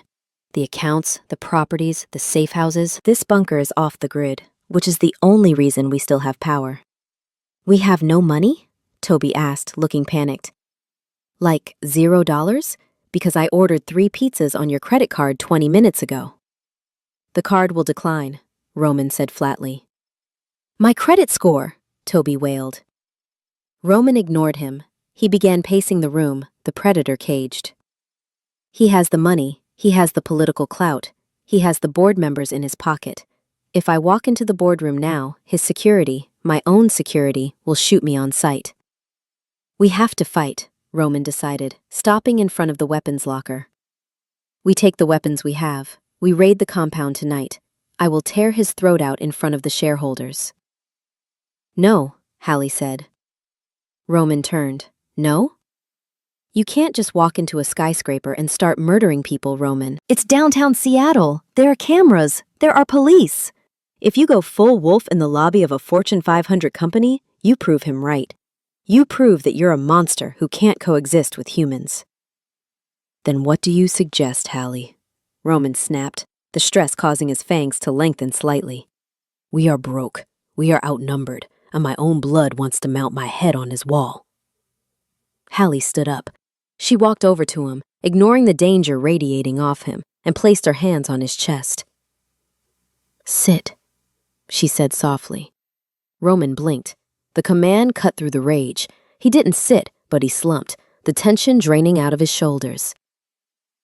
Stop thinking like a wolf, Hallie said, looking up into his glowing eyes. Silas expects you to come at him with claws and teeth. He's ready for a physical fight. He has silver bullets and rogue enforcers waiting for you. So? So, Hallie smiled, and it was a sharp, dangerous smile. We don't give him a wolf fight. We give him a human one. Chapter 23. The Plan. A human fight? Roman looked skeptical. He was sitting on the edge of the desk, arms crossed. You want to sue him? Better, Hallie said, pacing the room. She was still wearing his flannel shirt, the sleeves rolled up, looking like a chaotic general. Silas is a businessman, right? He cares about the company, the stock price, the public image. He worships the stock price, Elias confirmed. He thinks wealth is the only true power. Exactly. Hallie pointed a finger at Toby. Toby, you're a hacker. I prefer the term cybersecurity enthusiast with poor boundaries. Toby corrected, licking Pop-Tart frosting off his thumb. Can you get into the Castor Holdings internal server? Not the bank accounts, the email archives, the ledgers, the dirty laundry. Toby cracked his knuckles. If their password is password 123, like every other boomer corporation, yes, give me an hour. What is the plan, Hallie? Roman asked, watching her with a mix of confusion and adoration. Silas thinks you're dead, Hallie explained. Or he hopes you are, but he can't be sure. So, we make him sure. We make him think you're desperate. She grabbed a marker and started drawing on the glass wall of the war room. Step 1. The leak. Toby leaks evidence of embezzlement to the IRS and the SEC, just enough to spook him, just enough to make the stock price wobble. He'll panic. Roman nodded. He hates audits. Step 2. The meeting. We contact him, not you, me. You? Roman growled. Absolutely not. You are not speaking to him. I have to, Hallie insisted. I call him. I tell him I'm the mate he's heard about. I tell him you're injured, dying, and that I want to cut a deal. I'll trade the ruby of the sovereign, the symbol of the Alpha, for safe passage out of the city. I will not surrender the ruby, Roman said stiffly. And I will not let you walk into a trap. It's bait, Roman. We aren't actually giving him the ruby. We're luring him out of his ivory tower to a place where we control the environment. Where? Elias asked, leaning forward. Hallie capped the marker. The shipping yards, the container maze. It's private, it's acoustic, and it's full of metal boxes that block cell signals. He'll bring guards, Roman warned. Let him, Hallie shrugged. You're the Alpha King. You took out a SWAT team in my kitchen. I think you can handle a few corporate rent-a-cops. And what happens when he arrives? Toby asked. We don't kill him, Hallie said. We get a confession, on tape. Toby streams it live to the PAC's private network. You challenge him, Roman, not as a rabid wolf, but as the rightful king exposing a traitor. You take his reputation, his money, and his PAC support all at once. Roman stared at the diagram on the glass. He looked at Hallie. You are ruthless, he murmured. I deal with bad dogs every day, Roman. Hallie smoothed her flannel shirt. Silas is just a dog who needs to be put in a crate. Roman stood up. He walked over to her, grabbed her face in his hands, and kissed her hard. We do it, he said against her lips. But if he looks at you, I kill him. Deal. Chapter 24. The Bait. The drive to the shipping yards was tense. They had swapped the conspicuous tech van for a stolen sedan. Roman hotwired it with an apologetic grimace.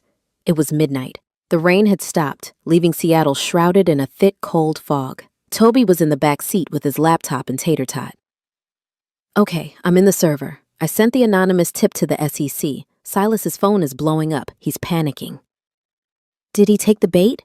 Hallie asked, her hands twisting in her lap. He replied to your text. Toby confirmed. He agreed to the meet, Sector 4, alone. He won't be alone, Roman said from the driver's seat. He was wearing the black tactical gear from the bunker. He looked terrifying. He'll have a sniper. That's why we picked Sector 4, Hallie said. The cranes. Elias is already up there, right? Elias is in position, Roman confirmed. He's not at 100%, but he can spot a shooter. They pulled into the shipping yard. It was a maze of rusted steel giants, shipping containers stacked 5 high, creating narrow, echoing canyons. Roman killed the engine. Stay in the car, Roman ordered Toby. Lock the doors. If you see anyone who isn't us, honk the horn and drive away. What about you guys? Toby asked, hugging the pug. We go fishing, Roman said. He got out of the car. Hallie followed. The air smelled of salt and rust. Roman took her hand. His grip was bone-crushing. You stay behind me, he instructed as they walked into the maze. Until we see him, then you step out, show the ruby, and step back. I know the plan, Roman. I hate this plan, he grumbled. They reached the clearing in Sector 4. It was a dead end, surrounded on 3 sides by towering walls of containers. A single floodlight buzzed overhead, casting long, twitching shadows. They waited. 10 minutes passed. Then 20. He's late, Hallie whispered. He's watching, Roman murmured, testing the perimeter. Suddenly, headlights cut through the fog. A sleek black limousine rolled slowly into the clearing, flanked by 2 armored SUVs. Alone my ass, Hallie muttered. The limo stopped. The driver got out and opened the back door. Silas Castor stepped out. He looked exactly like Roman, but older, sharper, and colder. He wore a gray suit that cost more than Hallie's education. He held a cane, though he walked without a limp. Roman, Silas smiled, spreading his arms. And the little human, how quaint. 6 armed guards stepped out of the SUVs. They raised their weapons, rifles with the blue tape, silver nitrate. Uncle, Roman said, stepping in front of Hallie. You look tired. The SEC audit keeping you up? Silas's smile faltered for a second. A minor annoyance. Bureaucracy is easily bought. He looked at Hallie. His eyes were the same amber as Roman's, but devoid of any warmth. So, this is the creature that bewitched my nephew. I expected more. I expected you to have a chin, Hallie shouted back. But I guess we're all disappointed. Silas's eyes narrowed. Sharp tongue. I'll cut it out later. He turned to Roman. You have the ruby? The girl said you were ready to surrender. I am ready to end this, Roman said. Admit what you did, Silas. Admit you sold Elias. Admit you tried to kill your king. My king? Silas laughed. It was a dry, rattling sound. You are a boy playing dress-up. You run around playing hero while I build the empire that feeds this pack. I did what was necessary. I culled the weak. Got him, Toby whispered in Hallie's earpiece. That's a confession. We're live streaming to the pack elders right now. It's over, Silas, Roman said, his voice booming. The pack hears you. You are stripped of your rank. Silas stopped laughing. He looked at his phone, which had just buzzed. He saw the notification. He looked up. His expression shifted from arrogance to pure, unadulterated hatred. You think a video calls off the dogs, Roman? Silas sneered. He raised his cane. It wasn't a cane, it was a conduit. Silas slammed the cane onto the wet pavement. Boom! A shock wave of distorted air, compressed kinetic energy, rippled out from the impact point. It wasn't magic. It was forbidden tech. A kinetic amplifier prototype that Castor Holdings had banned decades ago. The ground shook. The containers on either side of them groaned. It's a trap! Elias yelled from the crane above. Roman! Above you! Roman looked up. A massive shipping container suspended by a crane that Silas's men had rigged was plummeting straight toward them. "Hallie!" Roman roared. He didn't try to catch it. He didn't try to stop it. He grabbed Hallie and threw her, literally threw her, clear of the impact zone. She hit the ground hard, rolling onto the wet asphalt. Crash! The container slammed down, crushing the spot where they had been standing. Dust and sparks exploded outward. "Roman!" Hallie screamed, scrambling to her knees. The container blocked her view. She was cut off. "Grab her!" Silas commanded. 2 guards were on her instantly. Hallie fought. She used the moves Roman taught her. She gouged eyes. She kicked knees. She screamed. But they were shifters. They were too strong.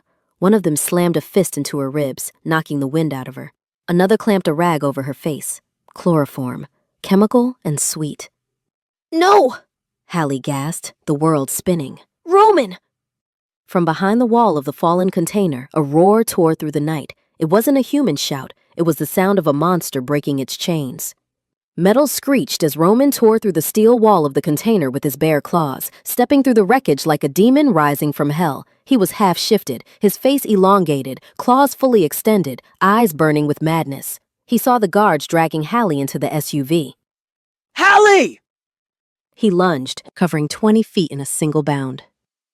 Silas raised his cane again. "Stop him!" The guards fired. Not bullets, nets. Weighted nets made of silver-infused chainmail fired from cannons. They hit Roman midair, wrapping around him, burning into his flesh. He crashed to the ground, thrashing, roaring, tearing at the metal that sizzled against his skin. "Drive!"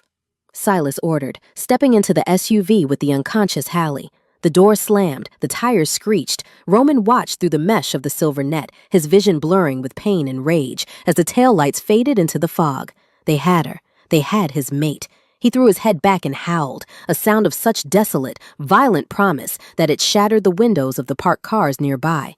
The war had just begun, and he was going to burn the world to get her back. Chapter 25. The Capture. Toby watched the SUV disappear from the safety of the stolen sedan. He was hyperventilating. Tater Tot was barking ferociously at the windshield. "Oh, God," Toby whispered. Oh, God, they took her. Mom is going to kill me." He scrambled out of the car, running toward the wreckage where Roman was trapped. "Roman!" Toby yelled. "Roman, hold on! I have wire cutters! Somewhere!" Roman wasn't moving anymore. He was lying still under the heavy silver net, steam rising from his skin where the metal touched him. "Roman?" Toby stopped, terrified. "Are you dead?" Roman opened his eyes. There was no humanity left in them, no gold, just black abyssal voids. "Get this off me," Roman whispered.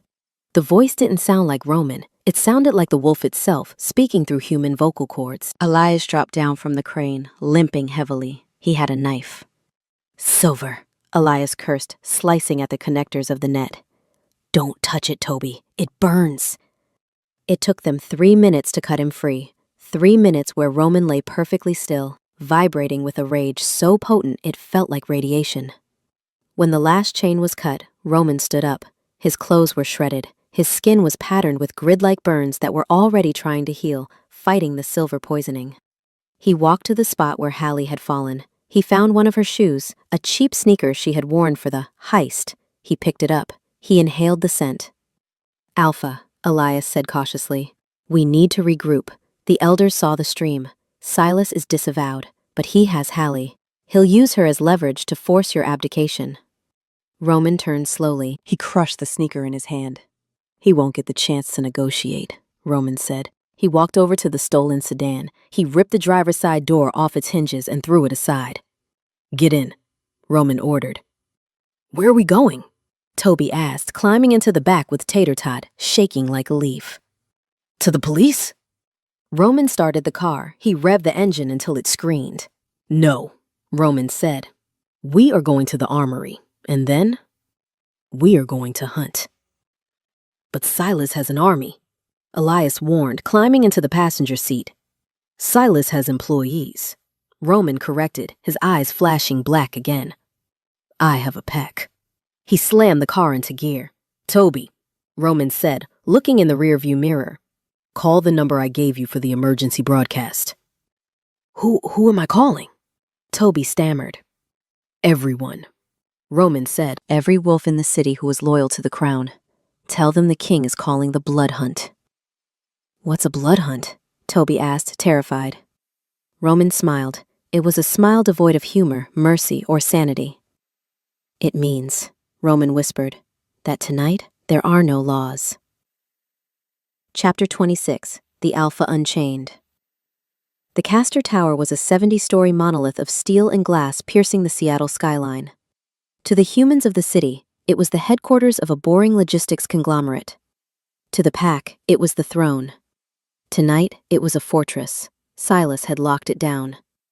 Steel shutters covered the ground floor windows. Heavily armed private security, rogue wolves in tactical gear, patrolled the plaza. A sedan with no driver's side door screeched around the corner, engine redlining. They have barricades, Toby yelled from the back seat, clutching Tater Tot so hard the pug was wheezing. Roman, you can't ram a concrete barricade. I am not ramming it, Roman growled, his hands gripping the steering wheel until the leather cracked. I am the distraction. He didn't hit the brakes. He hit the barrier at 60 miles an hour. The impact was deafening. The sedan crumpled like an accordion. But Roman was already moving. He leaped out of the missing driver's side before the car stopped rolling, reaching across to yank the jammed passenger door open and dragging Elias out with him. Toby scrambled out the back, diving behind a planter box. Clear the lobby! Roman roared. He didn't wait for a response. He walked toward the glass doors. His chest was bare, crisscrossed with the angry, grid-like burns from the silver net. His eyes were black voids. A guard raised a rifle. Halt! Roman didn't halt. He didn't even flinch. He just kept walking, a juggernaut of pure rage. Fire! Bullets sparked against the pavement. Roman shifted. He didn't bother with the veil. He exploded into the massive 8-foot alpha wolf mid-stride. The transformation was violent, shredding the remains of his tactical pants. He hit the glass doors like a cannonball. Glass shattered, metal twisted. Inside the lobby, chaos erupted. Roman was a blur of black fur and teeth. He wasn't fighting, he was executing. He swatted a guard into the reception desk with enough force to crack the marble. He bit through the barrel of a rifle. But there were too many of them. Silas had emptied the payroll. 50 guards swarmed the lobby, firing silver-laced rounds. Roman roared as a bullet grazed his flank. He stumbled. The silver burns on his skin were sapping his strength. Then a howl cut through the night. It came from outside. Then another. Then a dozen. Toby looked up from behind his planter box. Holy crap! Wolves were pouring into the plaza. Not rogues. Pack. There were wolves in business suits, wolves in construction vests, wolves in pajamas. They had heard the blood hunt call. They had seen the stream. They knew their king was fighting. For the king! A massive gray wolf howled, leaping over the barricade. The pack crashed into the lobby like a tidal wave. It was a brawl of epic proportions. Fur, teeth, and office furniture flying everywhere. Roman didn't stop to watch. He had one goal. He shifted back to human form at the elevator bank, leaving a trail of bloody footprints. He pried the steel doors open with his bare hands. The car was at the top floor. Going up? Elias asked, limping up beside him. He had a security baton he'd taken off a guard. Take the stairs, Roman rasped, wiping blood from his eyes. Secure the perimeter. No one leaves. What about you? Roman looked at the empty elevator shaft. He grabbed the cables.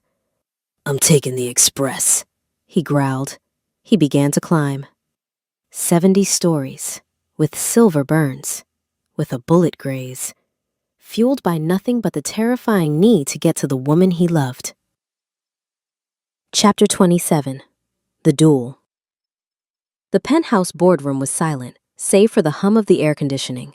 Hallie was tied to a chair at the head of the massive mahogany table.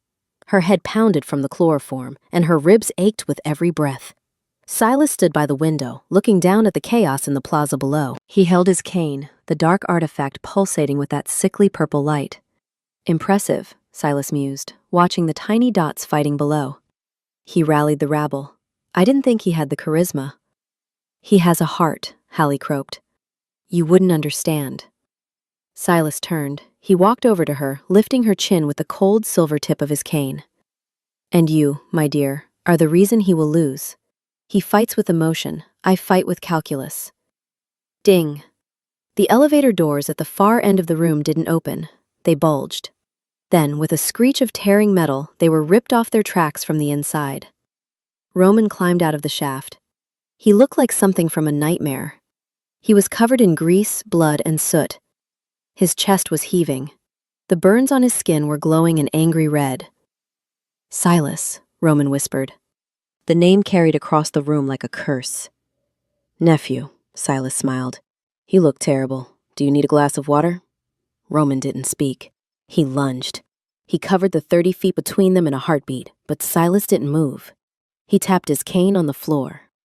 Boom! A shockwave of purple force slammed into Roman mid-air. It swatted him aside like a fly. Roman hit the conference table, sliding across the mahogany and crashing into the chairs. Physics, Silas sneered, walking toward him. Frequency manipulation. We wolves forgot our ingenuity, trading innovation for corporate mergers, but I remembered the old blueprints. Roman scrambled up, spitting blood. He charged again. Silas flicked his wrist. The cane emitted a high-frequency lash that wrapped around Roman's throat like a solid whip, jerking him back. You can't touch me, Silas gloated. I am stronger. I am smarter. And I am... You are a traitor, Roman roared, fighting against the magical noose. He clawed at his throat, his skin sizzling. I am the future, Silas yelled. He raised the cane high, the purple light intensifying into a blade. And you are just a dead dog. Roman dropped to one knee. He was losing. The silver, the climb, the magic. It was too much. He looked at Hallie. His eyes were full of apology. Hallie struggled against the ropes. She saw the despair in his eyes. She saw Silas raising the cane for the killing blow. She thought about the first night, the alley, the training, the way Roman had hesitated when she used her voice. It works on alphas, she realized. Not just him, any alpha. She took a deep breath, filling her bruised lungs. She channeled every ounce of authority, every bit of the queen energy the mark had given her. Silas! She screamed. Silas paused, looking at her, annoyed. Quiet, girl. Hallie narrowed her eyes. She poured her will into the command. Sit! The word hit the room like a physical blow. The air vibrated. Silas froze. His wolf, the primal instinct buried deep beneath his suit and his magic, heard the command. It heard the voice of a matriarch, a queen. For one split second, his knees buckled. His arm dropped. He stumbled, fighting the biological compulsion to obey. What? Silas gasped, his eyes widening in confusion. How? That second was all Roman needed. The magical noose faltered. Roman ripped it free. He didn't shift. He didn't need to. He launched himself off the floor, a missile of vengeance. He tackled Silas. They crashed through the floor-to-ceiling window. No! Hallie screamed. But Roman didn't fall. He caught the ledge with one hand, his other hand wrapped around Silas's throat. Silas dangled over the 70-story drop, dropping his cane. It plummeted into the darkness. Help me! Silas shrieked, clawing at Roman's arm. Roman! I'm family! Roman looked down at him. His eyes were back to gold, cold, hard, and unforgiving. You are not family, Roman said, his voice flat. You are rogue. He let go. Silas screamed all the way down. Roman pulled himself back onto the ledge. He collapsed onto the broken glass, gasping for air. Hallie ripped her ropes on the jagged edge of the chair arm. She ran to him. Roman! She fell to her knees, grabbing his face. Roman, look at me! He opened his eyes. He looked at her, then at the empty window. It is done, he whispered. Chapter 28. The Aftermath. The sun was rising over Seattle. The golden light flooded the ruined boardroom, illuminating the wreckage of the Castor Empire. Roman sat against the wall, Hallie cleaning the blood off his face with a torn piece of her dress. The elevator doors pinged. Elias walked in, holding a spare suit jacket he'd scavenged from an unconscious guard. He silently handed it to Roman. Roman draped the jacket over his shoulders just as the others arrived. Then Toby, holding Tater Tot. Then the board of directors, old wolves in suits who looked terrified. Then the pack elders. They filled the room, dozens of them. They looked at the broken window. They looked at Roman, battered, bleeding, and barely covered, with the mark of the sovereign glowing faintly on his chest. Slowly, one by one, they knelt. The suits, the warriors, even the arrogant board members. They dropped to one knee, bowing their heads. "The king is dead," Elias announced, his voice echoing in the silence. He looked at Roman. "Long live the king." Roman didn't look at them. He looked at Hallie. Hallie looked around the room. She saw the reverence. She saw the power. And suddenly, she couldn't breathe. This wasn't a game. This wasn't a temporary alliance. These people, these monsters, they belonged to him. And because of the mark on her neck, they belonged to her too. She stood up, backing away. "Hallie?" Roman reached for her hand. "I can't," she whispered. "I can't do this."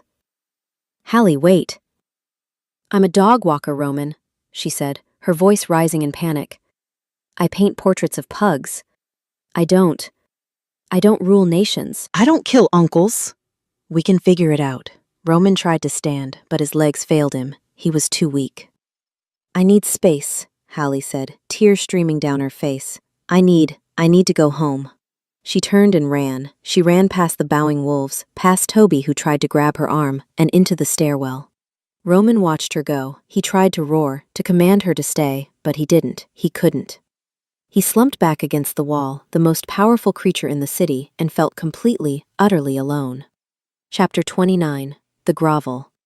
It had been 3 days. Hallie was in her apartment. The window was fixed, landlord special, duct tape and plywood.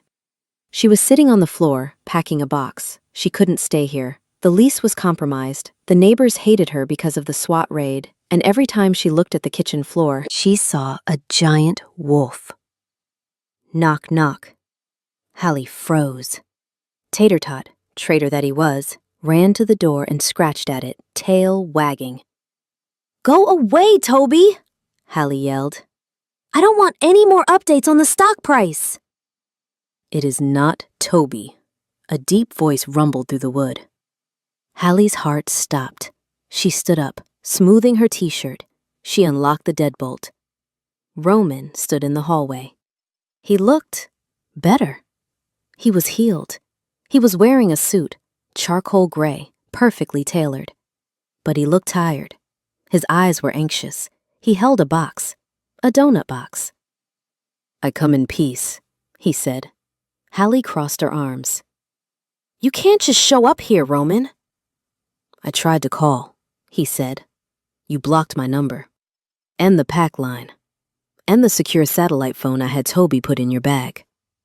"Because I need space." "I know." Roman stepped into the apartment. He placed the donuts on the table. "But I cannot give you space. I can give you time. I can give you money. I can give you the head of anyone who looks at you wrong, but I cannot stay away." "Roman." "I am a king," he said, pacing the small kitchen. "I have responsibilities. I have a company to rebuild, but none of it works without you." He stopped and looked at her. He dropped to his knees. Not because he was weak, but because he was choosing to. "You said you didn't want to be a queen," he said softly. "Fine, then don't be. Be Hallie. Walk dogs, paint paintings. I will handle the politics. I will handle the wars." "It doesn't work like that," Hallie whispered. "I have the mark. They bow to me." "Let them bow." Roman shrugged. "You can ignore them or tell them to sit. You're good at that." He reached into his pocket. He pulled out a small velvet box. "You said you wanted a ring," he said. He opened it. It wasn't a diamond. It was a band of black obsidian, inlaid with a vein of gold that moved like liquid. "It's not from a store," he said. "It's from the vault. It binds my power to yours. If you wear this, you can command the pack as easily as you command me." Hallie looked at the ring, then at him. "You're an idiot," she said, tears welling up again. "I am a very large, very dangerous idiot," he agreed. "But I am your idiot. Good boy, bad boy. I'll be whatever you need. Hallie sighed. She walked over to him. She took the ring. Stand up, Alpha, she commanded softly. Roman stood. Give me your hand. She didn't put the ring on her finger. She put it on his pinky finger. It barely fit. I don't need a magic ring to control you, she said, tapping his chest. I have this. She pointed to her neck, to the mark. And she grabbed his lapels and pulled him down. I have this. She kissed him. It was slow, sweet, and promised a lifetime of headaches. Roman wrapped his arms around her, lifting her off the floor. Does this mean you're staying? It means, Hallie smiled against his lips, that we have to find a dog-friendly palace. Tater Tot needs a yard. Chapter 30, the Epilogue. 6 months later, the boardroom of Castor Holdings had been renovated. The window was reinforced glass. Roman sat at the head of the table. He was listening to a drone of a report about quarterly earnings from the new CFO, Elias, who hated the job but was good at it. Roman's phone buzzed on the table. The entire room went silent. The board members froze. They knew the rules. Only one person had that ringtone. Roman looked at the screen. A small smile touched his lips. He picked it up. Yes? We're out of milk, Hallie's voice came through the speaker. And Tater Tot ate your slipper, the left one. I like those slippers, Roman mourned. Also, my brother is bringing a girl over for dinner. She's a cat shifter. Be nice. I am always nice. Roman. I will not growl at the cat. Good. Pick up 2% on your way home. And don't be late. I'm making that pasta you like. Yes, ma'am. He hung up. He looked at the board members. They were staring at him with a mix of terror and confusion. Meeting adjourned, Roman said, standing up. I have to go to the grocery store. But sir, a new member stammered, the merger. The Queen requires milk, Roman said simply. He grabbed his jacket. He walked out of the office, past the bowing secretaries, past the security guards who snapped to attention. He walked out of the building he owned, into the city he ruled. He got into his car, a new SUV with a toddler seat in the back, just in case. He checked his reflection in the mirror. He looked tired. He looked stressed. But the emptiness that had haunted him for years was gone. He touched the spot on his neck where Hallie had bitten him back a few weeks ago, a clumsy, human mark that meant more to him than his crown. He smiled. Good boy, he whispered to himself. He started the car and drove home. The end.